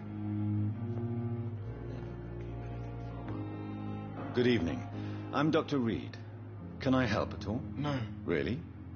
Why are you here, then? I don't want to talk. My throat hurts too much. I suppose that this pain is the reason you're here. Is someone taking care of you? Yes.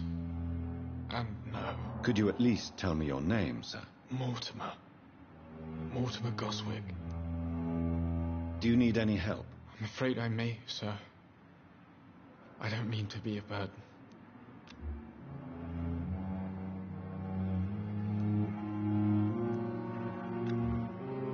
I will see you later. I have to go. I'm all right. Don't waste your time with me.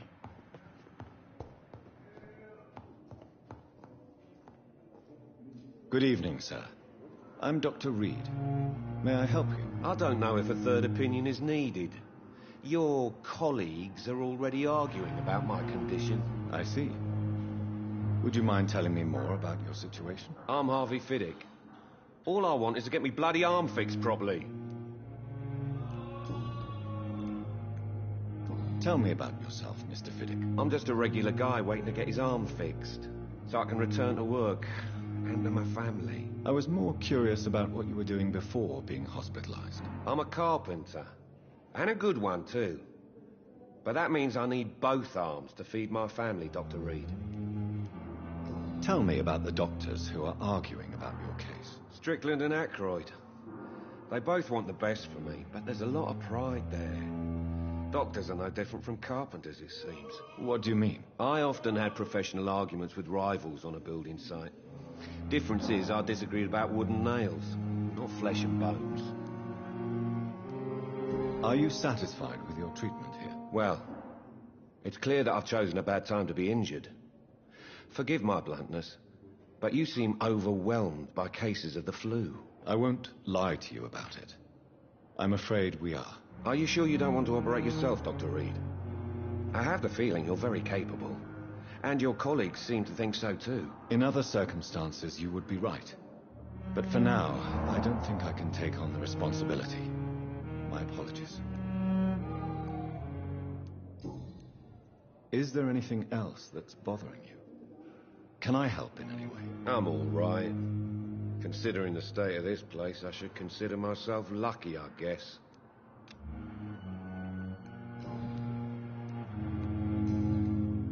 Goodbye for now, Mr. You always knew the words to calm the children, Ellen. As for me...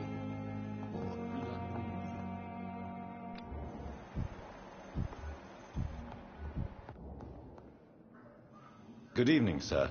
I'm Dr. Reed. I believe we're going to be colleagues. Reed? Yes, I've been informed about your arrival. I'm Waverly Aykroyd. Welcome aboard, I suppose. Does my arrival inconvenience you in some way, Dr. Aykroyd? Let us just say that I don't particularly share Dr. Swans's enthusiasm for hiring you. What we need here are reliable professionals, not overrated dabblers. Do you need my assistance? Not at all. I'm sure that you are used to gaining people's trust with your impressive skills. Well, it will not be the case with me. If you have a problem with me, Dr. Ackroyd, please feel free to tell me. Dr. Swansea has imposed your presence on this hospital without asking anyone's advice. The benefit of his position. But I don't agree with it. I know we've never met before, but I believe this hospital could use all the help it can get. You will agree with that, I'm sure. Oh, but I have heard about you, Dr. Reed. Of course you can't say the same about me, since I have not wasted my time courting the press.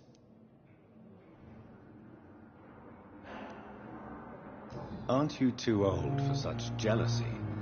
It really won't do you any good, you know. Don't be ridiculous, Dr. Reed. A simple glance is enough for me to know you have nothing for me to envy. Since your tenure in this hospital is longer than mine, perhaps you can tell me more about this place. Let's just say I'm tired of the carelessness around me. I have always respected the skills of Dr. Swansea, but over time his enthusiasm has become displaced. Carelessness? Exactly what are you talking about? We're here to save lives. The people who trust us are not volunteering for experimentation. They're here to be healed. I don't intend to run any radical experiments, Doctor. Even if I, as any good practitioner should, express an interest in pushing the boundaries of medical research. Modern medical methods were created through audacity and ego. But there are rules in our line of work, and they're here to protect our patients. Tell me, Waverly, what do you think of Dr. Strickland's enthusiasm for his experimental research? Strickland is playing with his patients' lives for pride and glory. Now that, sir, is unethical. Are you thinking about something in particular? Harvey Fiddick needs delicate surgery. I believe we should stick to the usual procedure, but my young colleague obviously disagrees. And are you not afraid that your rivalry with Strickland may be blinding you? Rivalry? I guess you could call it that. But I will never be childish enough to let my personal feelings affect my judgment.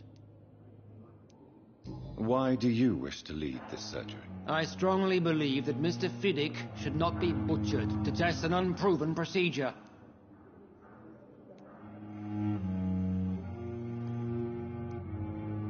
I really hope you're right about this, Dr. Ackroyd. I'm trusting your judgment on this. I'm not the kind of man who runs away from his responsibilities, Dr. Reed. There is no need for you to be looking over my shoulder.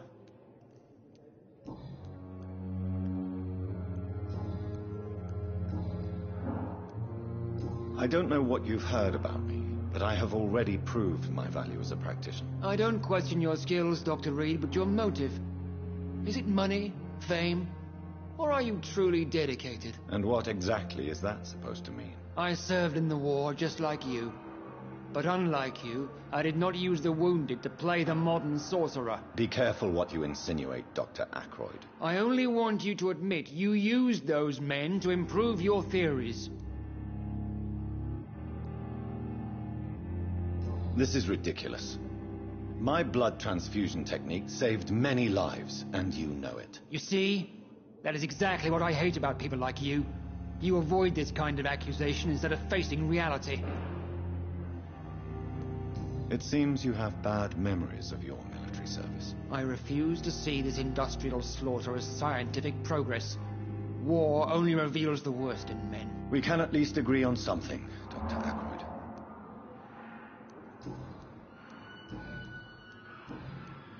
Thank you for your time. We'll talk.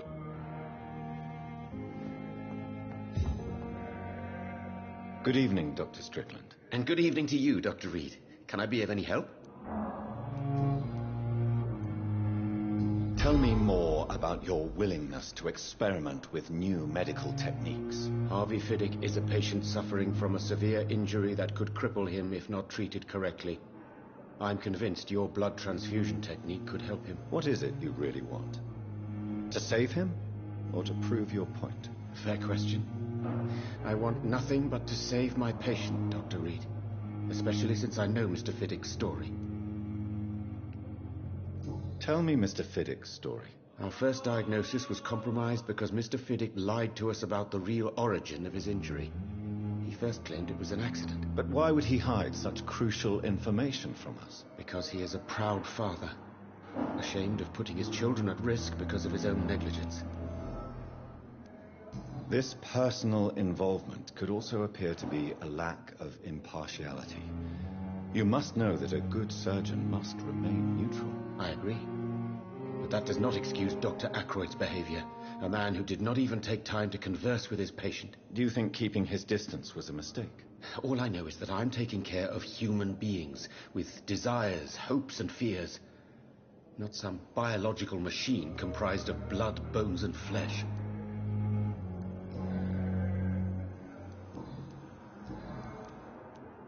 What do you think of Dr. Ackroyd's aversion to modern medical methods? It's a shame he's so narrow-minded. Dr. Swansea taught me that science is about exploring uncharted territory. I'm convinced that's true. With the influenza and all that's going on, you should put your differences aside, don't you think? Why is it so difficult to work together? I believe that if Dr. Ackroyd had been the one to discover the transfusion process, he would be the first to recommend its use. So you believe it's just a question of jealousy and pride? Dr. Ackroyd is as proud as he is blinded by his obsolete concept of medical science.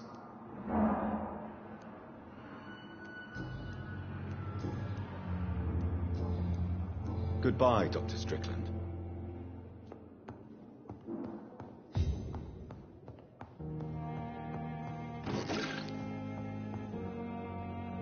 Good evening, Mr. Fiddick. Good evening, Dr. Reed. Any news about my operation? Tell me about your injury, Harvey. Why do you feel so guilty about it? My wife died because of me. And now I may lose everything because I've been careless enough to hurt myself.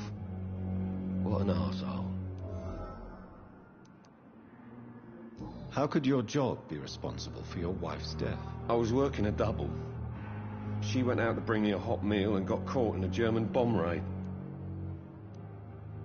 You can't hold yourself responsible for your injury, Mr. Fiddick. Unless you tried to hurt yourself. Of course I didn't hurt myself. But I can't work until my arm is fixed. My children need to eat, Doctor.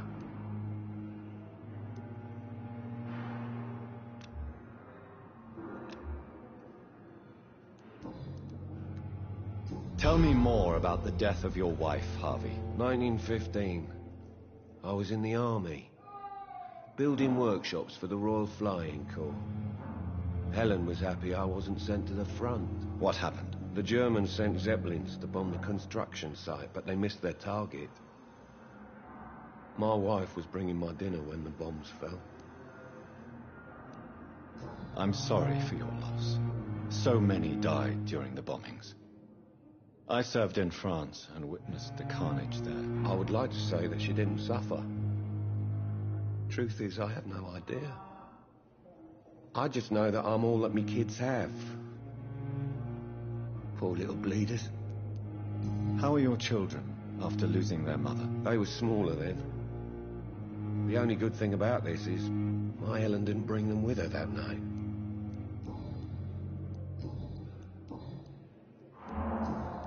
Goodbye for now, Mr. I will not let you down, my boy.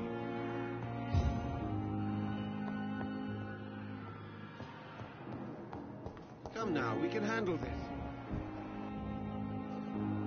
Good evening, nurse. Good evening, Doctor. And I'm Dr. Jonathan Reed. Dr. Swansea has recently offered me a position in this hospital. Well, it's a euphemism that your help will be appreciated, Doctor.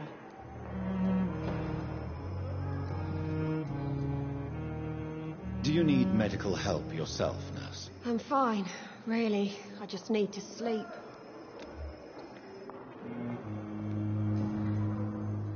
How would you describe the situation at the Pembroke Hospital? It's serious. The flu is wreaking havoc amongst the staff and patients. We are running out of everything. You must get a hold of yourself, nurse.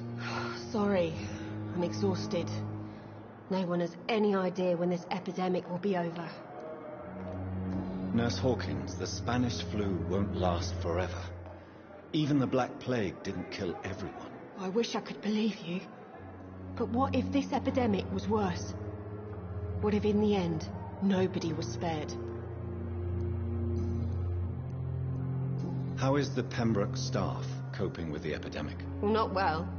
Milton, the ambulance driver, is even more grumpy than usual, especially concerning doctors. Why is Milton grumpy on a daily basis? Is it just an act? Milton's not the kind of man who's bothered about a bad reputation, whether he deserved it or not. Why does Milton dislike doctors? I don't know. Just ask him. But be warned, Milton is not the chatty type. How long have you been a nurse? Well, long enough to see that the epidemic is winning. And no matter how qualified you are, don't tell me you'll change that. I don't like your attitude, Nurse Hawkins. Pessimism can be as lethal as the epidemic in times like these. Sorry, Doctor. I don't want to sound bitter, but I'm just too tired to give a pep talk like Nurse Brannigan. Do you need medical help? I'm fine. Goodbye now.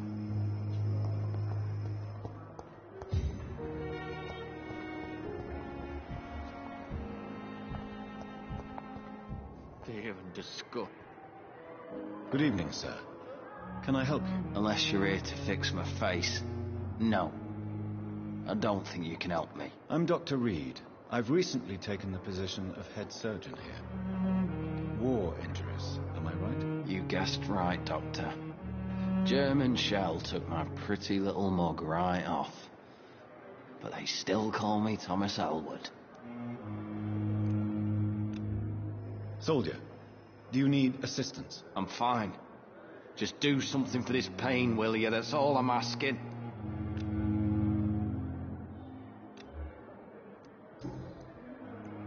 How is your stay with us, Mr. Elwood? Oh, it's bliss.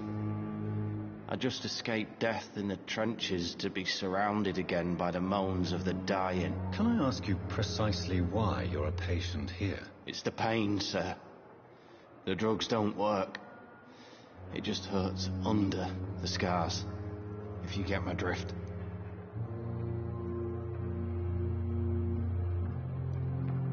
Can I do anything for your pain? Nurses gave me a bunch of pills. No effect. Told you. It's like the flames are under my skin, burning away. Who is treating you? Is someone in particular looking after your case? Nobody since the old and tired doctor spoke to me. Started to think I was forgotten about. Wouldn't blame you. You don't seem worried by that. My face hurts so much more when I smile or cry. I've learned it's easier not to speak.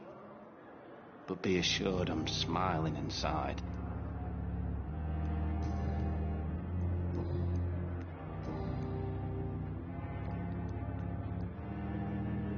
How close are you to Miss Hawcroft? Are you aware that she thinks she is a vampire? To wait for her next nibble is the best reason to stay here. Every time she approaches my bed, she treats me like something tasty. A normal person. Aren't you afraid? She may hurt you if the game goes too far. She's quite harmless, I can assure you. Her head's broken inside is all. Her arm busted on the outside. But she's still beautiful. Living proof that there's hope for me.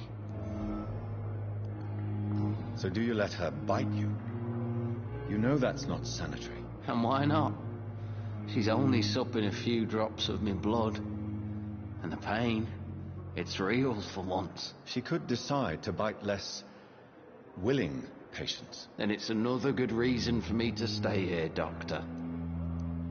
You do realize she's mentally disturbed. It's called the Cotard syndrome. She truly believes she's a vampire. In her madness, she never refers to my scars. And frankly, if I could, I'd join her world. It seems much more fun than the real one. Where were you stationed, sir? Did you serve for long? I really don't want to talk about all this shit. No offense. I was pushing too much. I served in France myself. I just wanted to know what happened to you. You were an officer, weren't you? Then I doubt we fought the same war, sir. No offense.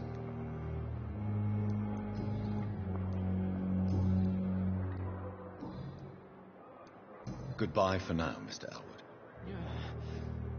Damn. The pain. There again.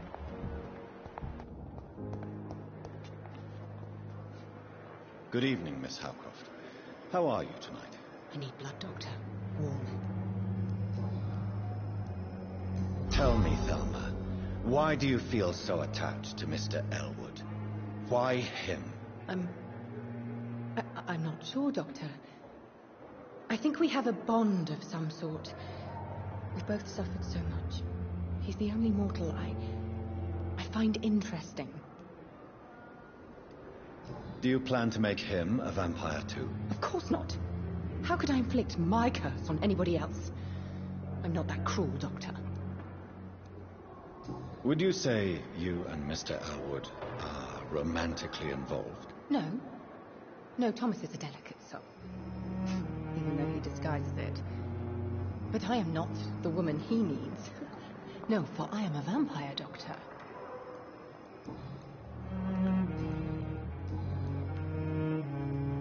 I'm assuming you must... It's only a cover.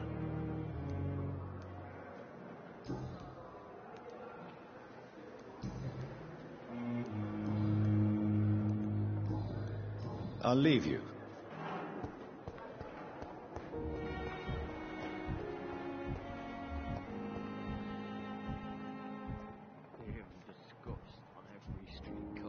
Good evening, Mr. Hampton. How do you feel? Dr. Reed, is it? Oh, sir, I must apologize for my behavior. What do you mean? I was not myself in the factory. Fear and exhaustion made me say awful things to you, I'm afraid. You remained perfectly nice and polite. A little delirious, perhaps. But who wouldn't be after enduring an abduction? Thank you, Doctor. That's a relief. Now all I need to do is rest and return to my flock. How did you end up in William Bishop's den? I had received alarming news about his recent behavior. I went to his place and he refused to let me go. Why did he abduct you? William was an alcoholic. His addiction suddenly changed to blood. I don't know why. Just like a patient I met here. This Miss Hawcroft. You dared to enter this awful place alone. You're a hero, Mr. Hampton. Or a fool. I'm just a man trying to help his friends, Dr. Reed. William Bishop was a conflicted soul, searching for light. Do you know Tom Watts, the bartender from the Turtle? I met him before I found you in the canning factory. Tom? Yes, of course. Always the helping hand, good old Tom. Without men like him, corruption and despair would have wiped out the East End long ago. Who should I avoid in this part of town, then? Any particularly evil figures? Not really. Most men and women are just doing their best. And it's not my habit to speak ill of people I know, Doctor. People are still in despair. How could it be otherwise? The authorities have left us all to rot in this contagious nightmare. No drugs, no advice, nothing. It's a damn shame. What is the general situation in the East End docks? The situation has always been tough, with a lot of tensions between the gangs and the dockers' trade union. The wet boot boys are very nervous since they lost their leader. Who leads the gang now? Since Clay Cox went missing, it's his wife Edwina who runs the show, with the assistance of her minion, Booth Digby. Has the gang been threatening you? Ah, no. I've had this nickname for so long, you know, the sad saint of the East End. No one dares to bug a saint, not even criminals.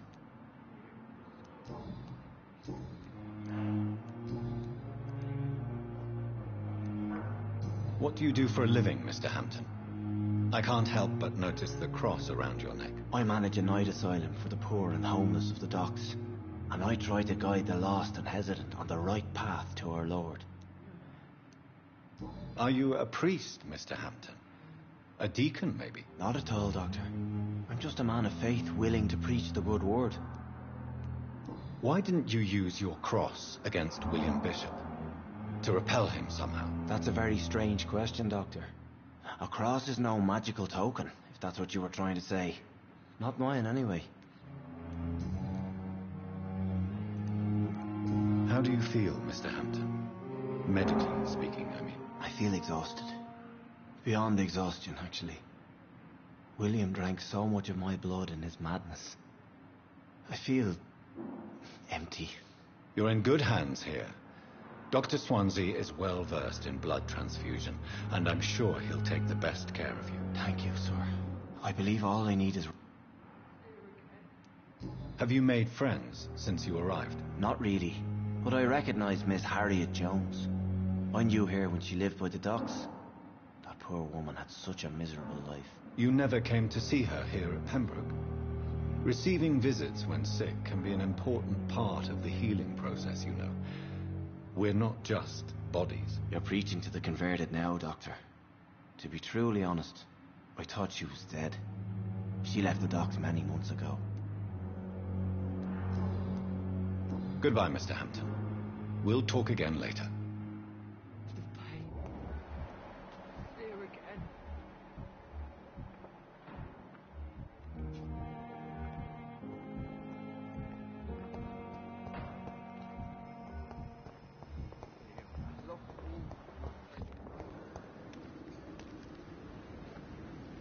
Good evening, sir. I'm Dr. Jonathan Reed. I'm new here. I've already heard about you, Dr. Reed. I'm Milton Hooks, the ambulance driver for this shithole of a hospital. That's quite a blunt introduction, Mr. Hooks. You can call me Milton. I like to speak my mind, Dr. Reed. Perk of the job. Don't judge me, and I won't judge you. I'm not sure I understand what you're talking about. Well, I'm no doctor, but I'm pretty sure a gun can't be used as a surgical instrument. You have a keen eye. I learned to shoot during the war, and have carried one ever since. Old habits die hard. No need to explain, Dr. Reed. And if you ever need a better gun, remember, I may have something for you.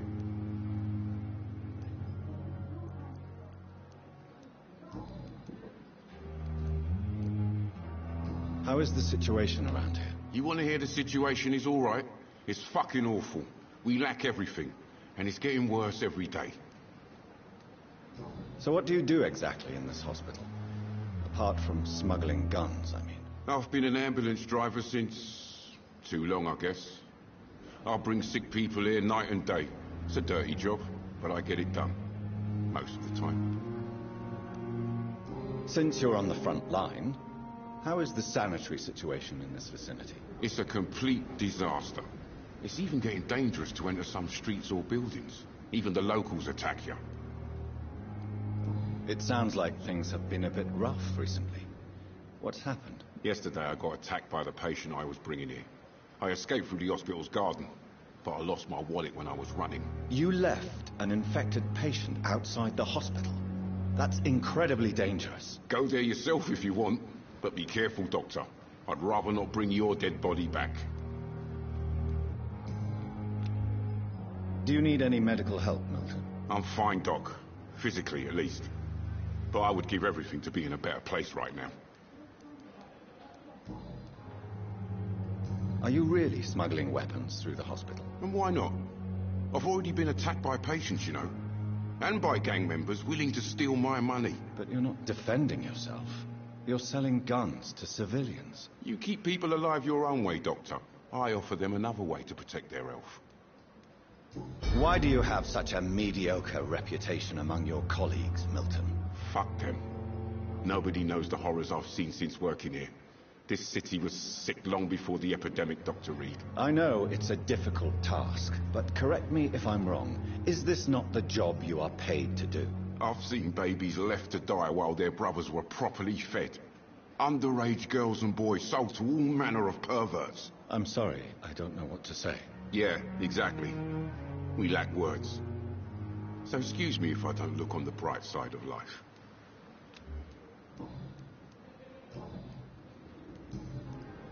I have some good news, Milton. What? The epidemic's over? I retrieved your wallet. with all the money and a certain picture. Well, yeah, Pippa Hawkins is my girl. So what? Is it the difference of skin colour that bothers you? Not at all, Milton. Good. Please, take this money anyway. To remind you to keep your mouth shut. Not everybody is as broad-minded as you, Dr. Reed. What's going on between you and Nurse Hawkins? Pippa's tired. Tired of all this shit. Tired of all those corpses piling up. She's as depressed as I am. During the war, I witnessed a few couples, just like you, come together in difficult circumstances. It can be very damaging. Maybe you're right. But we support each other. And that's all that matters. You do realize you could both get fired. Hospital staff are not meant to have intimate relationships with one another. Come on, Dr. Reed. Do you know how many rules are broken in this hospital every day just to keep it running? There's nothing wrong with what we're doing.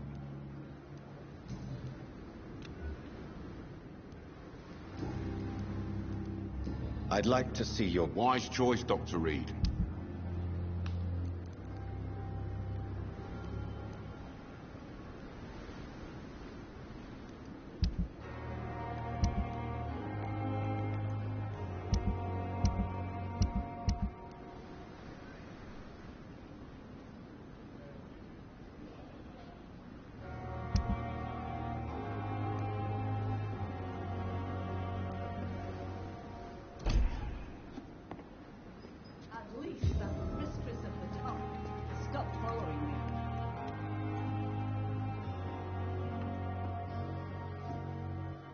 Good evening, nurse. I'm Dr. Jonathan Reed, the new surgeon here at the Pembroke. Dr. Swansea has already told us about you, sir. I'm Nurse Gwyneth Brannigan. Welcome to the Pembroke Hospital. Did he really? It's a good thing I wasn't hoping to keep a low profile. All members of staff have already read about your new blood transfusion technique. Dr. Swansea made sure of that. I see. Well, I'm a little surprised. But I suppose I'll just have to deal with this unexpected notoriety. You must know, blood transfusions are Dr. Swansea's primary subject of research. He is convinced it is the future. Do you require medical assistance, nurse? Thank you for your concern, but I'm fine.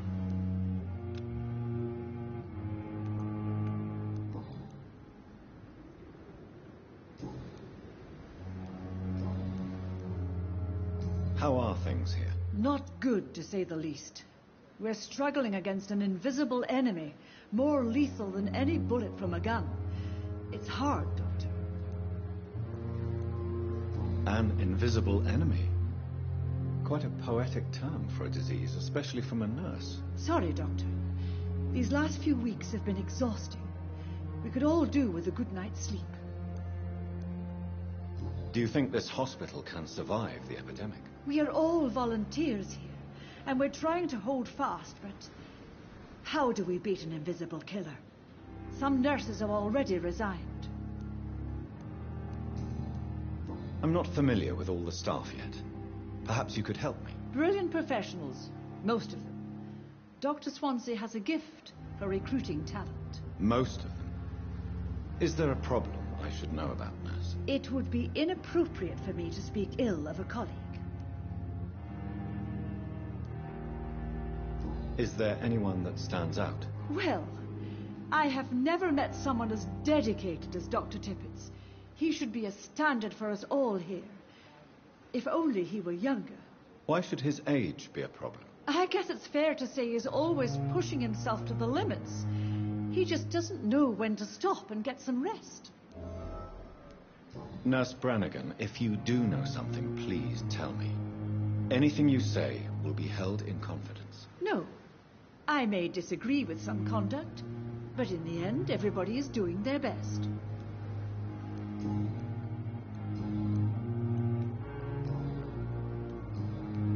Goodbye, nurse.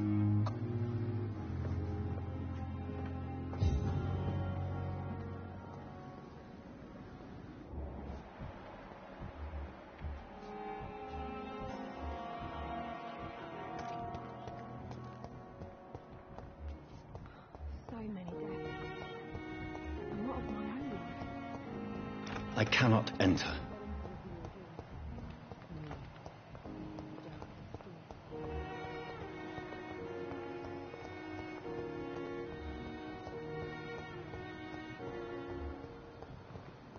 Thelma Howcroft said she was being watched by vampire hunters.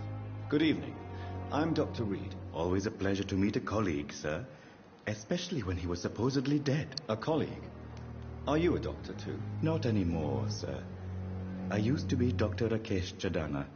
Now, I'm just Mr. Chadana, pawnbroker and humble guardian of this morgue. What do you mean, you used to be a doctor? Was your license revoked? No, sir. It is just that I like to be precise. I run a little pawn shop while taking care of the dead. But I used to be a real doctor.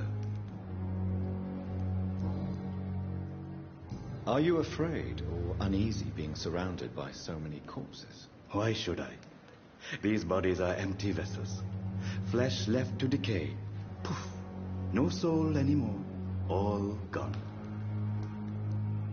An interesting point of view. And quite an exotic one, too.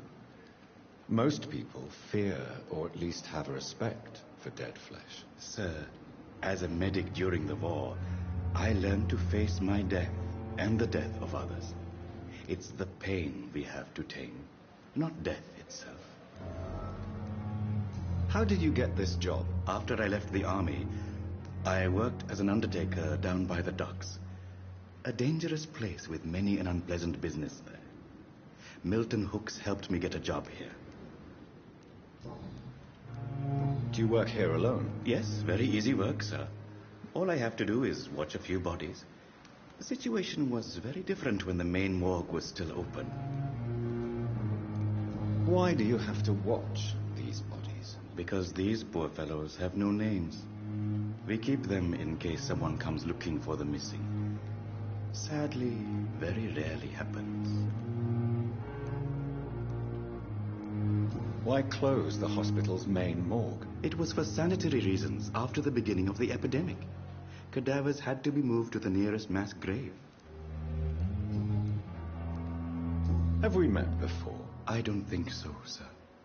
Why? When we first talked, you said you were glad to meet me since I was reported dead. Funny story, sir. Your sister came here a few nights ago. You were missing, and she was looking for your body. She must be very relieved now.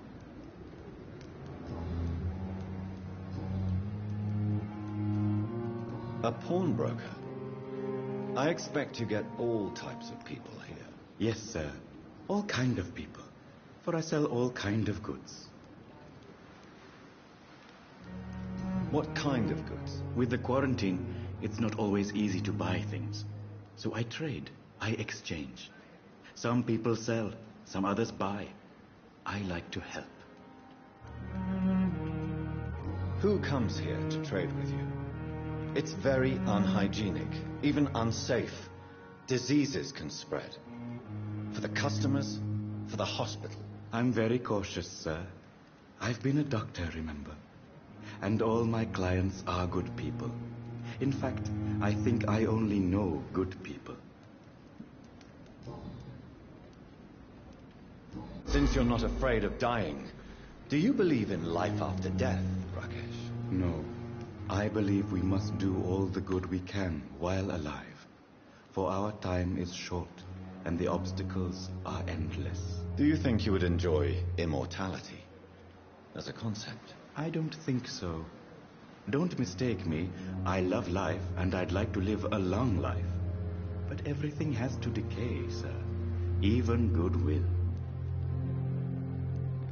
Do you really believe goodwill cannot last? As I said, sir, everything decays.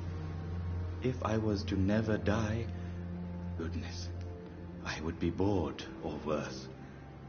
And I like to be helpful, sir.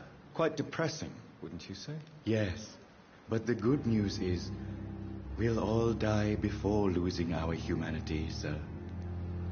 So you're ready to die? No, I am not. I don't fear death, for I won't see it. What troubles me is the pain my death will inflict to those I know. You're a wise man, Mr. Chadana. No, Dr. Reed. I am a foolish man. But I like to think otherwise. Please show me what you have to sell. Of course. It's just trinkets and curios, really. But I'm sure they can be useful.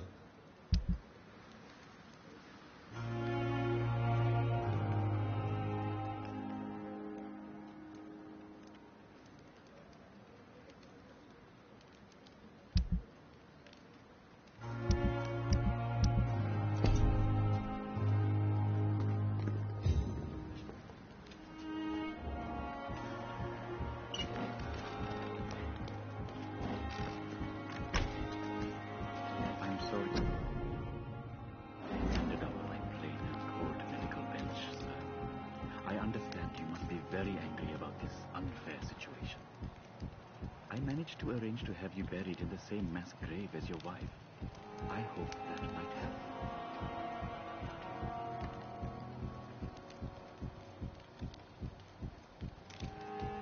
It's locked, all right.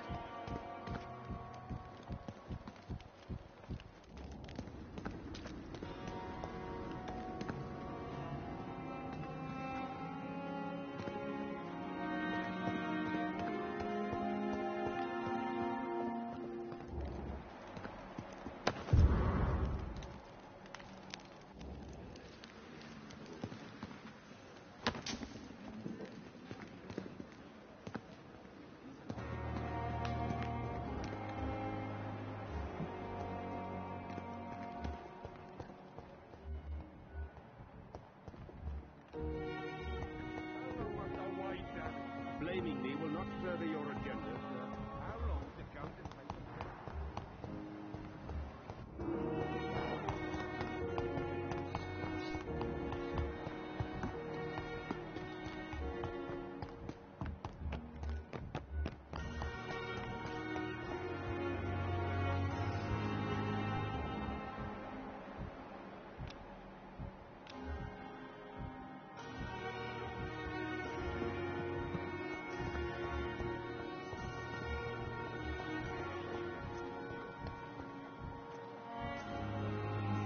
Good evening, sir. So it is true. The famous Dr. Reed has joined us. I can't think of any better news during these terrible times. Do we know each other? Actually, yes. We met once before, at the Rockefeller University in New York. Dr. Tippett, yes, I remember. I was assisting Professor Carell in his research about coronary bypasses. He had nothing but praise for you. He was also very confident about your future. And look at you now. Eminent surgeon and blood transfusion specialist. You're exhausting yourself, Corcoran. Maybe you should think about preserving your strength. No. We must keep on healing all those poor souls. We are the last rampart before chaos. Once more unto the breach.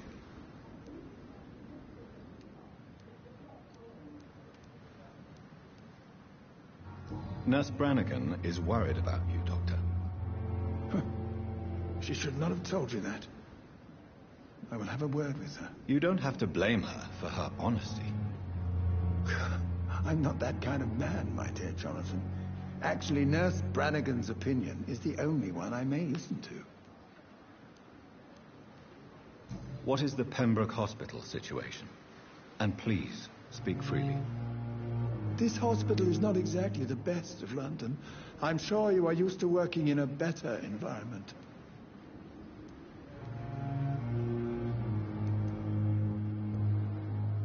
It's more than enough.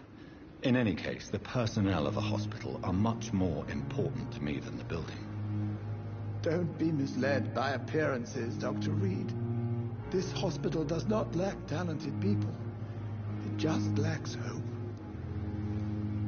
What can you tell me about the staff in the hospital? Some are really good, and others are not so good. But during this troubled period, there is no time for slander. I prefer to focus on the positive character traits. Tell me more about cherished people, then. Nurse Brannigan is a pearl. She is the most helpful and dedicated nurse I've ever worked with. A clever and cheerful woman. You really seem to admire her skills.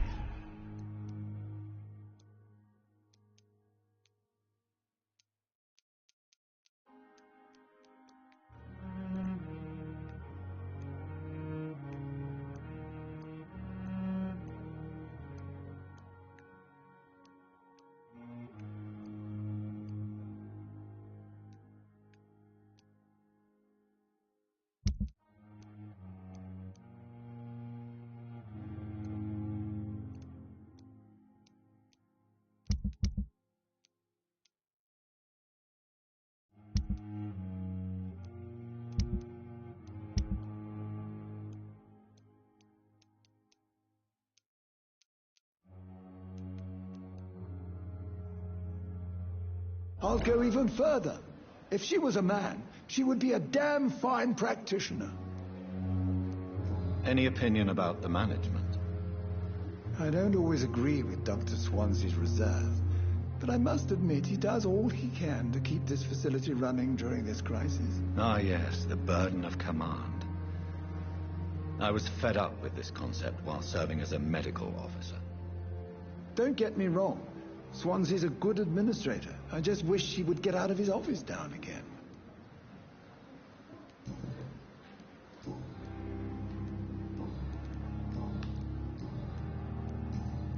Goodbye, Dr. Tippett.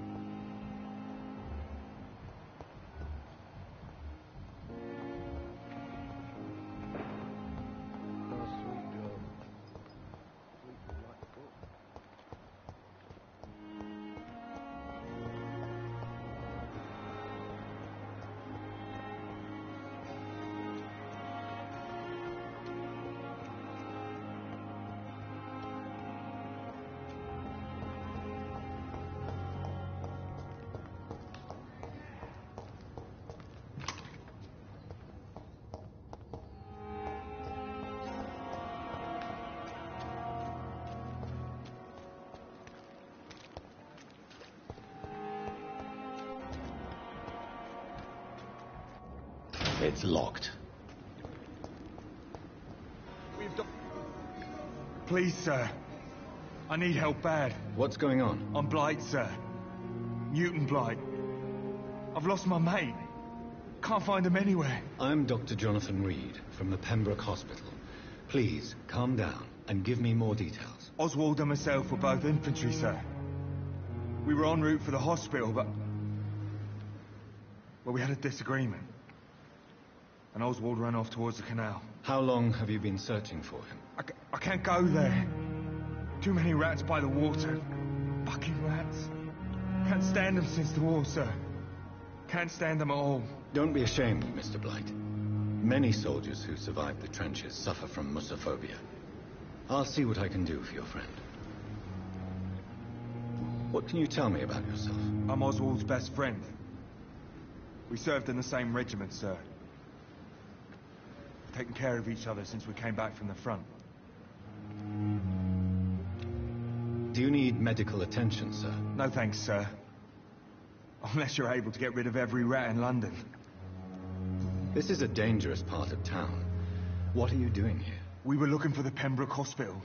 We both need help. Treatment, I mean. To get some sleep. What can you tell me about your friend? His name is Oswald Thatcher. We survived the war together. Oswald is... nervous and quite fragile since we came back from the war.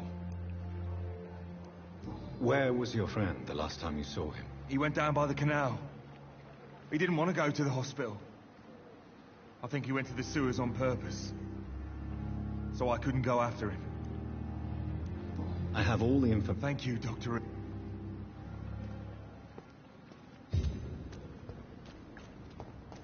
It's locked, all right.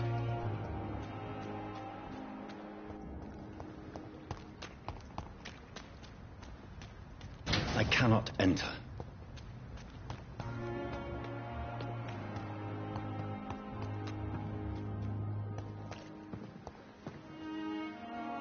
Good evening, Mr. Cox. Dr. Reed.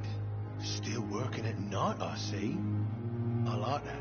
And why is that? People who don't sleep at night always seem more alive to me.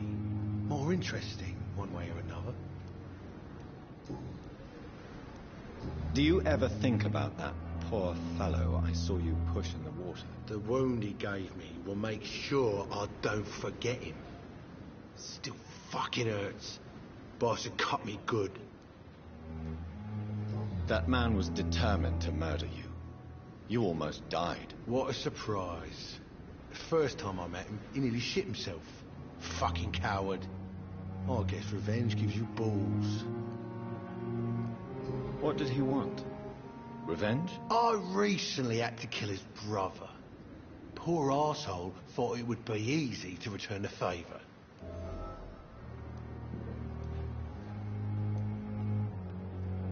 Only the strongest survive, then? Survival at all costs. Is that all you think about? I'm the toughest bastard you'll ever meet, Dr. Reed. And I don't give a fuck what you think of me. How is your hospitalization going, Mr. Cox? This is a shitty place with shitty staff. But as long as I'm treated all right, I'll be fine. What's wrong with the Pembroke staff? That bastard you sent to bring me here, Milton. I thought he was going to break all my bones before I reached my bed. I see. Any other smart comments? The nurses aren't too ugly. Especially that foxy one, Nurse Crane. Pretty brunette, tough attitude, oh, I like that. What's wrong with the hospital? Come on, Dr. Reed. The place is a dump. Smelly, sad and dirty. But you're alive thanks to the efforts and dedication of the staff here, aren't you? What are you expecting, a medal? I thought that saving lives was just part of the job. Must be an unsatisfactory profession at this time, I'm sure.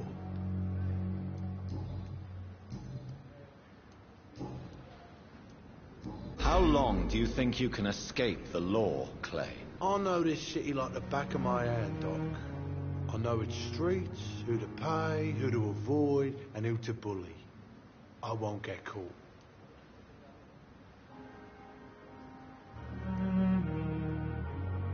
We can't escape the consequences of our actions. The past catches up with us in the end. I ain't afraid of death. I don't hide who I am. I live my life honestly, which is more than I can say for most folks. And who are you, then? I'm the leader of the Wet Boot Boys.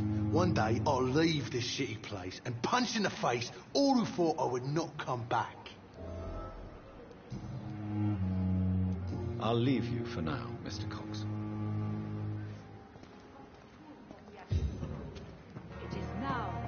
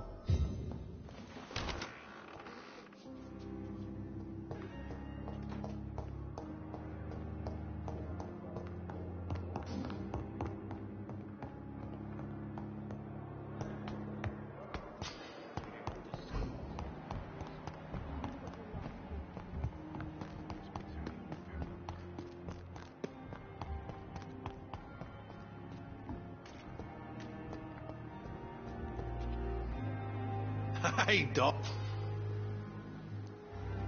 You're lucky to be alive. This place is full of... Consider yourself lucky that I'm treating all of my patients equally. But don't push your luck. Don't play the innocent with me. I'm sure you have good reasons to act this way. And also weaknesses that can be exploited.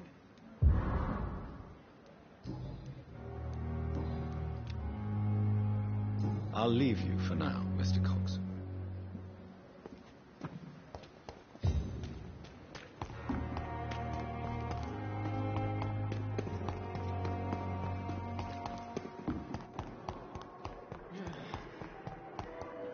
Come now, we can handle this.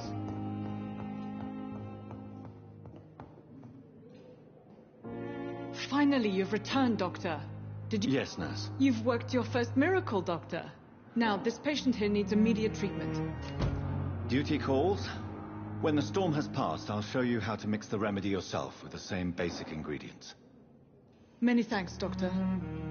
When you've finished, you ought to report to Dr. Swansea in his office. He's been looking for you. Seemed pressing.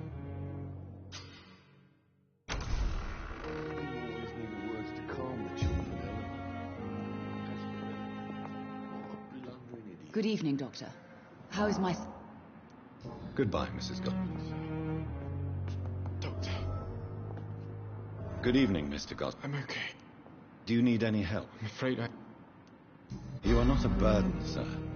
Healing you is my responsibility. And you have my gratitude for that.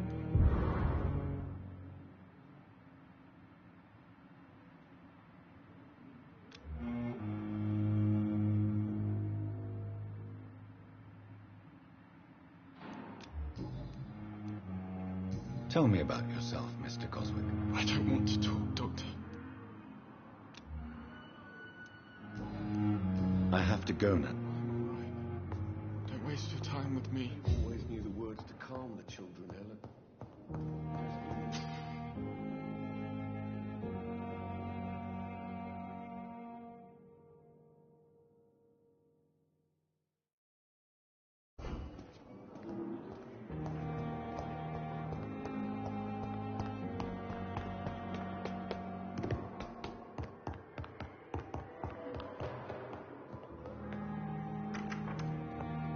Please, Jonathan, come in. Fascinating, is it not? In the last decade, so many mysteries have been brought to light with our microscopes. The human body, biology's penultimate frontier. The more we explore its boundaries, the less we're able to trace a clear line between life and death. You, my friend, have a foot in both countries. The view must be vertiginous. It's at least as vertiginous as chatting about vampires with you, I would say. This must be all so new to you. This area of town, the hospital, a brand new life. How stimulating it must be. I wish I could share your enthusiasm, Dr. Swansea. But my condition defies scientific categorization. Undead? Unalive? Immortality defies logic. I cannot express my thrill at this serendipitous turn of events. The world's most eminent specialist in blood transfusions, a vampire. One might say a gift from heaven.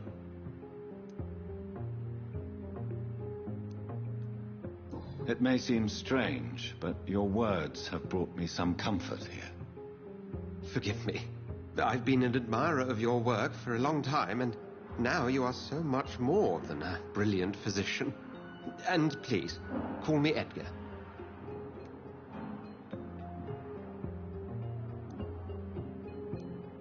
I'm not some doe-eyed student, Edgar. I understand we both have something to gain from this relationship. Very well. I have a task for you, Jonathan. Something that will require all your newfound skills. Please, go on. The Pembroke only survives through the generosity of our benefactors. Unfortunately, our main donor has found herself in a bit of a bind. Now, if you could help her out... A spokesman or politician is what you need. That's not my calling. And until I come to understand what has happened to me, I require discretion. Discretion is in order, Jonathan. Lady Ashbury has recently received rather indelicate correspondence that, if revealed, would jeopardize her position. And you would like me to eradicate this threat? By the stole, of course not. I would just like you to pay her a visit. Her ladyship is certainly near the tents outside, tending the sick. You can't miss her. Look for someone impossibly delicate. Accepted. I'll see what kind of trouble Lady Ashbury is in.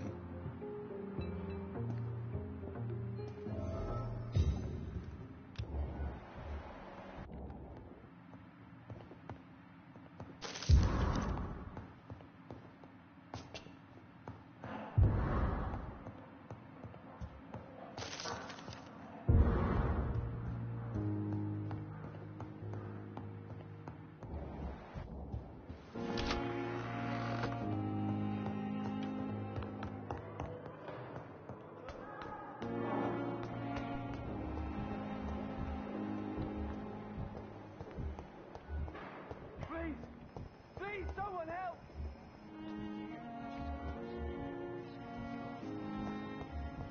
Daily routine.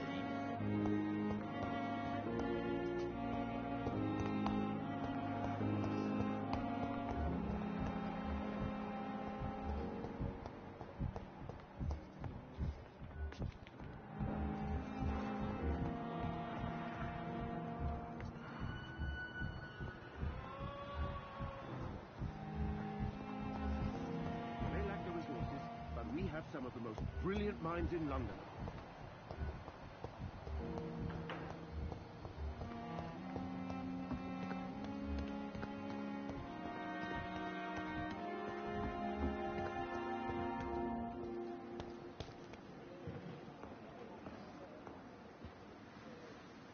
The flu took my dear wife, Emily.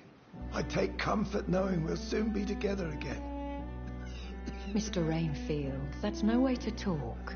You're in good hands here, and we'll be up again soon enough.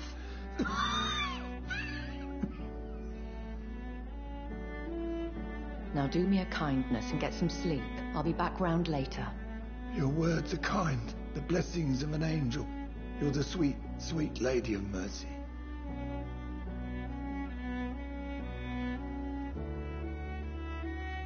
Good evening, Dr. Reed. It's a pleasure to see you again. You seem surprised. Dr. Swansea has brought me up to speed concerning your recent appointment to Pembroke Hospital. You're the lady who saved me that night, before vanishing into thin air. I remember you from the pub with Dr. Swansea. Indeed. Allow me to introduce myself formally this time. My name is Lady Ashbury. I remember you well, in spite of the brevity of our encounter.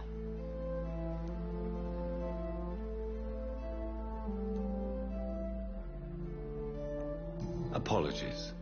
You've taken me by surprise. I'm very happy to see you. The pleasure is mine, Doctor. I hope you're more disposed to answer my questions now. You must have countless questions, but our rather urgent matter first. Swansea has explained. My cover, if you prefer, has been compromised.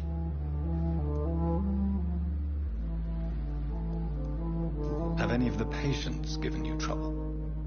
These poor souls have so little left to live for. I do my best to ease their pain.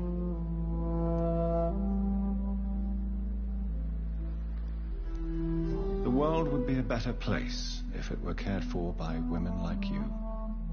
You make me blush. I am simply a necessary evil.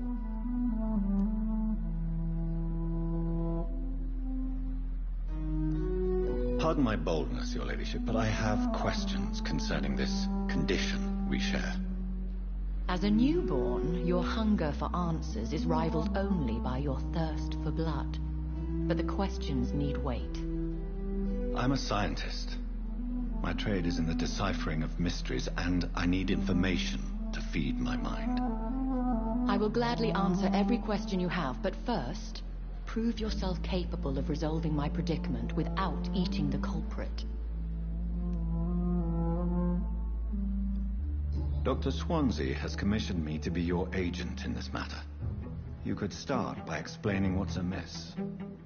These past insufferable weeks, I've been the victim of extortion. I've made a first payment, but the blackmailer grows greedy. I must refuse his most recent demands.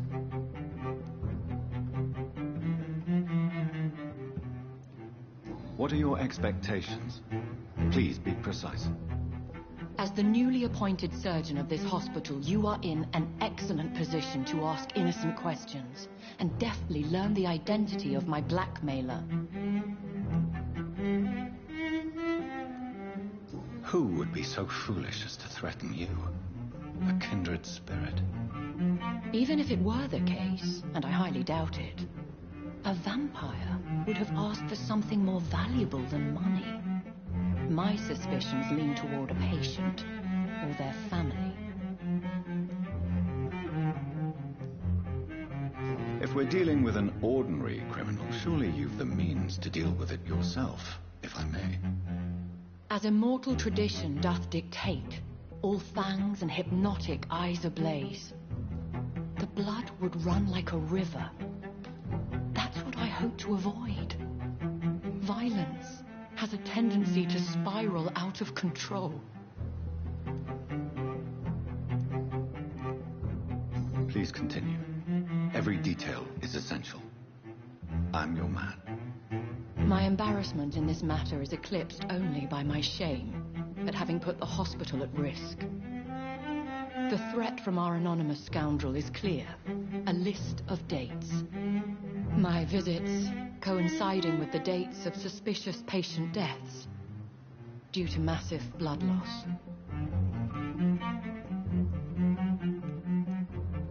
Is it true? Now aren't you the blunt one?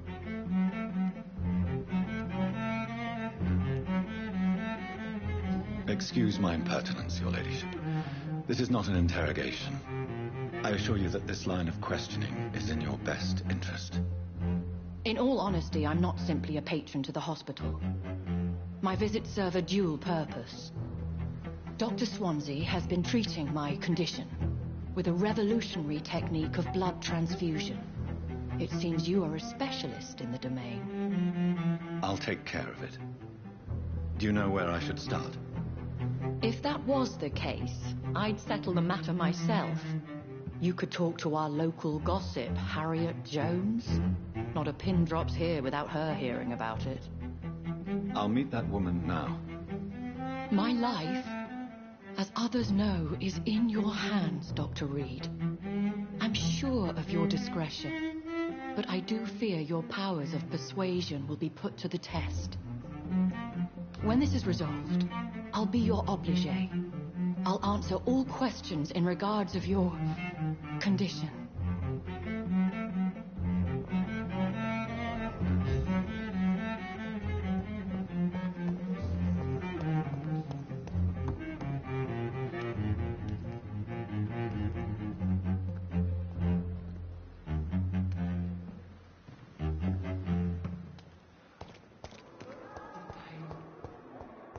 See her again.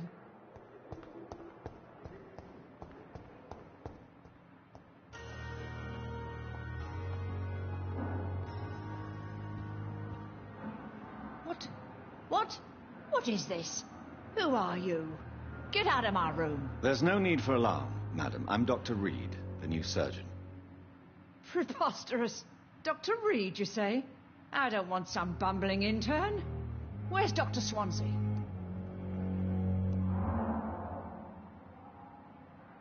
Please, calm down, madam.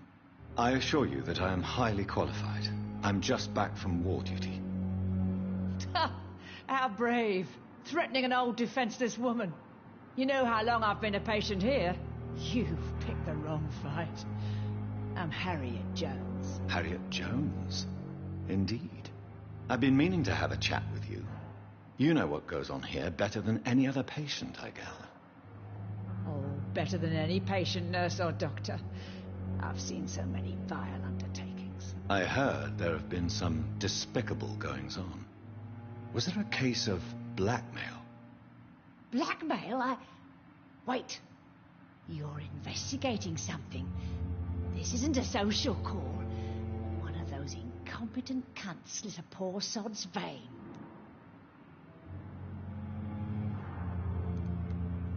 If I didn't know better, Miss Jones, I'd be inclined to say you enjoy this type of idle gossip. God's honest truth, Doctor. It's just the way it is here. Most of these bitches would let you freeze to death before getting you a blanket. You seem to know more about the goings-on here than anyone else. Beware, Miss Jones, in case suspicion should fall on you. That's it. Blame the old and infirm. I see those little bitches' greedy little eyes. Just waiting for me to pop off they are. I assure you, madam, this is not an investigation into a possible medical error. Debauchery, then? Nurses Crane, Hawkins, Brannigans, whores, all of them. They can't keep their legs shut. I've seen them scratching slutty sores. Really? Well, if you have irrefutable proof, I'll not have the staff behaving in such a manner here. This is your business, Doctor, not mine. But I swear one of the nurses is cavorting with some man on hospital hours. Thank you for your time, Miss Jones. You've given me something to go on. See you on the next round. Miss Jones, greetings. Now... Well... Have you noticed any suspicious comings or goings? It would be a great deal easier to make a list of things unsuspicious in this house of charlatans.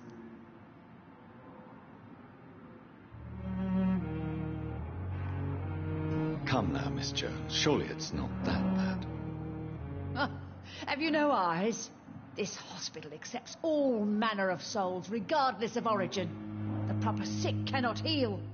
We're kept sickened by the refugees. Everyone here is very capable. I have not seen any instances of unprofessionalism. Thieves and murderers, the lot. People have gone missing here, you know. Poof, without a trace.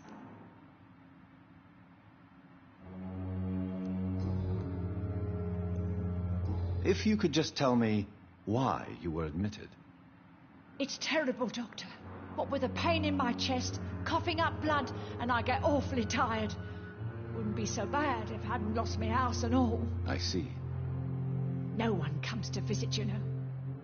Not even my own flesh and blood. I'll come and visit you shortly. Good night, Miss Jones.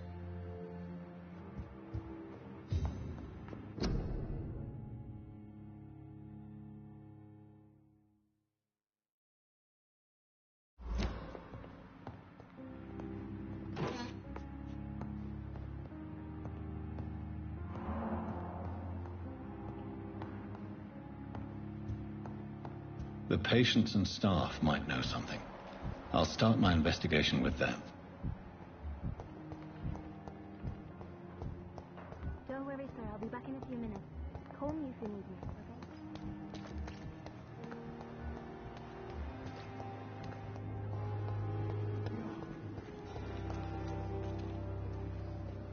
Good evening, Nurse Hawkins. Good evening, Dr. Reed. What can you tell me about the strange man visiting one of the nurses during her shift? Let me guess. You spoke with that old shrew, Harriet Jones. Do not pay attention to her, Doctor. She's full of fanciful tales. She could have been telling the truth about the mysterious man. That old witch will end up in hell soon enough. Who cares if the nurse finds some happiness where she can? No matter how you feel about her, Miss Jones deserves our help. Who says I don't care for her? Hate is what keeps that old crone alive.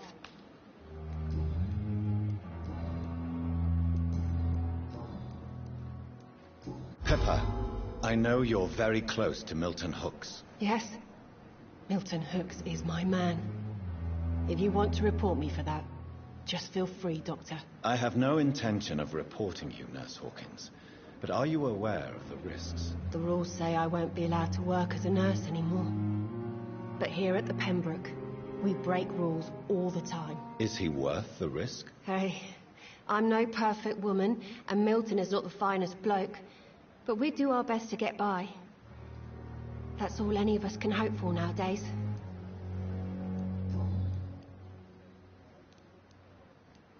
Goodbye, Nurse Hawkins.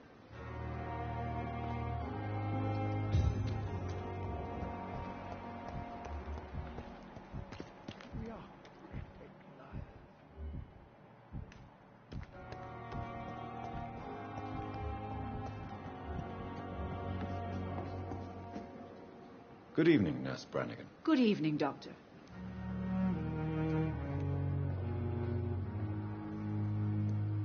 Do you know if any of the hospital staff have criminal backgrounds? The people who work here all come from very different backgrounds, Doctor.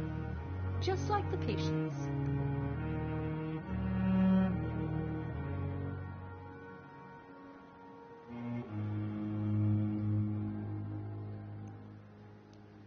Have you seen a strange man visiting any of the nurses here? I've never heard of such a thing, Doctor.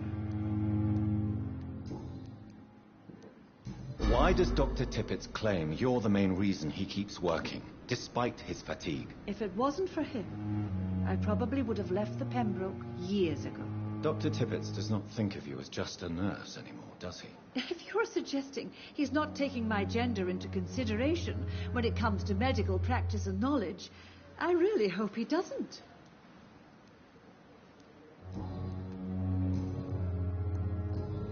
Goodbye, nurse.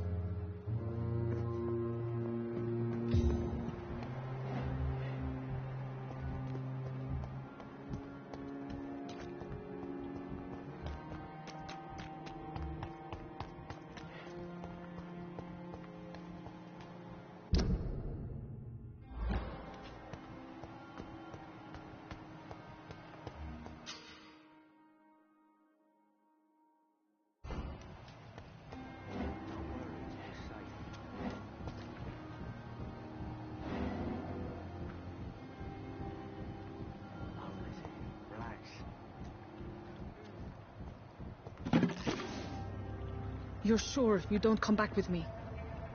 Nah, I have to see someone at the hospital. Be careful. You look so bad they may keep you as a patient. Fuck 'em. I don't like hospitals or doctors. Well then, when you go back to Whitechapel, you may find this useful. What is it? A pass for a free medical exam by the best nurse available. Just read it.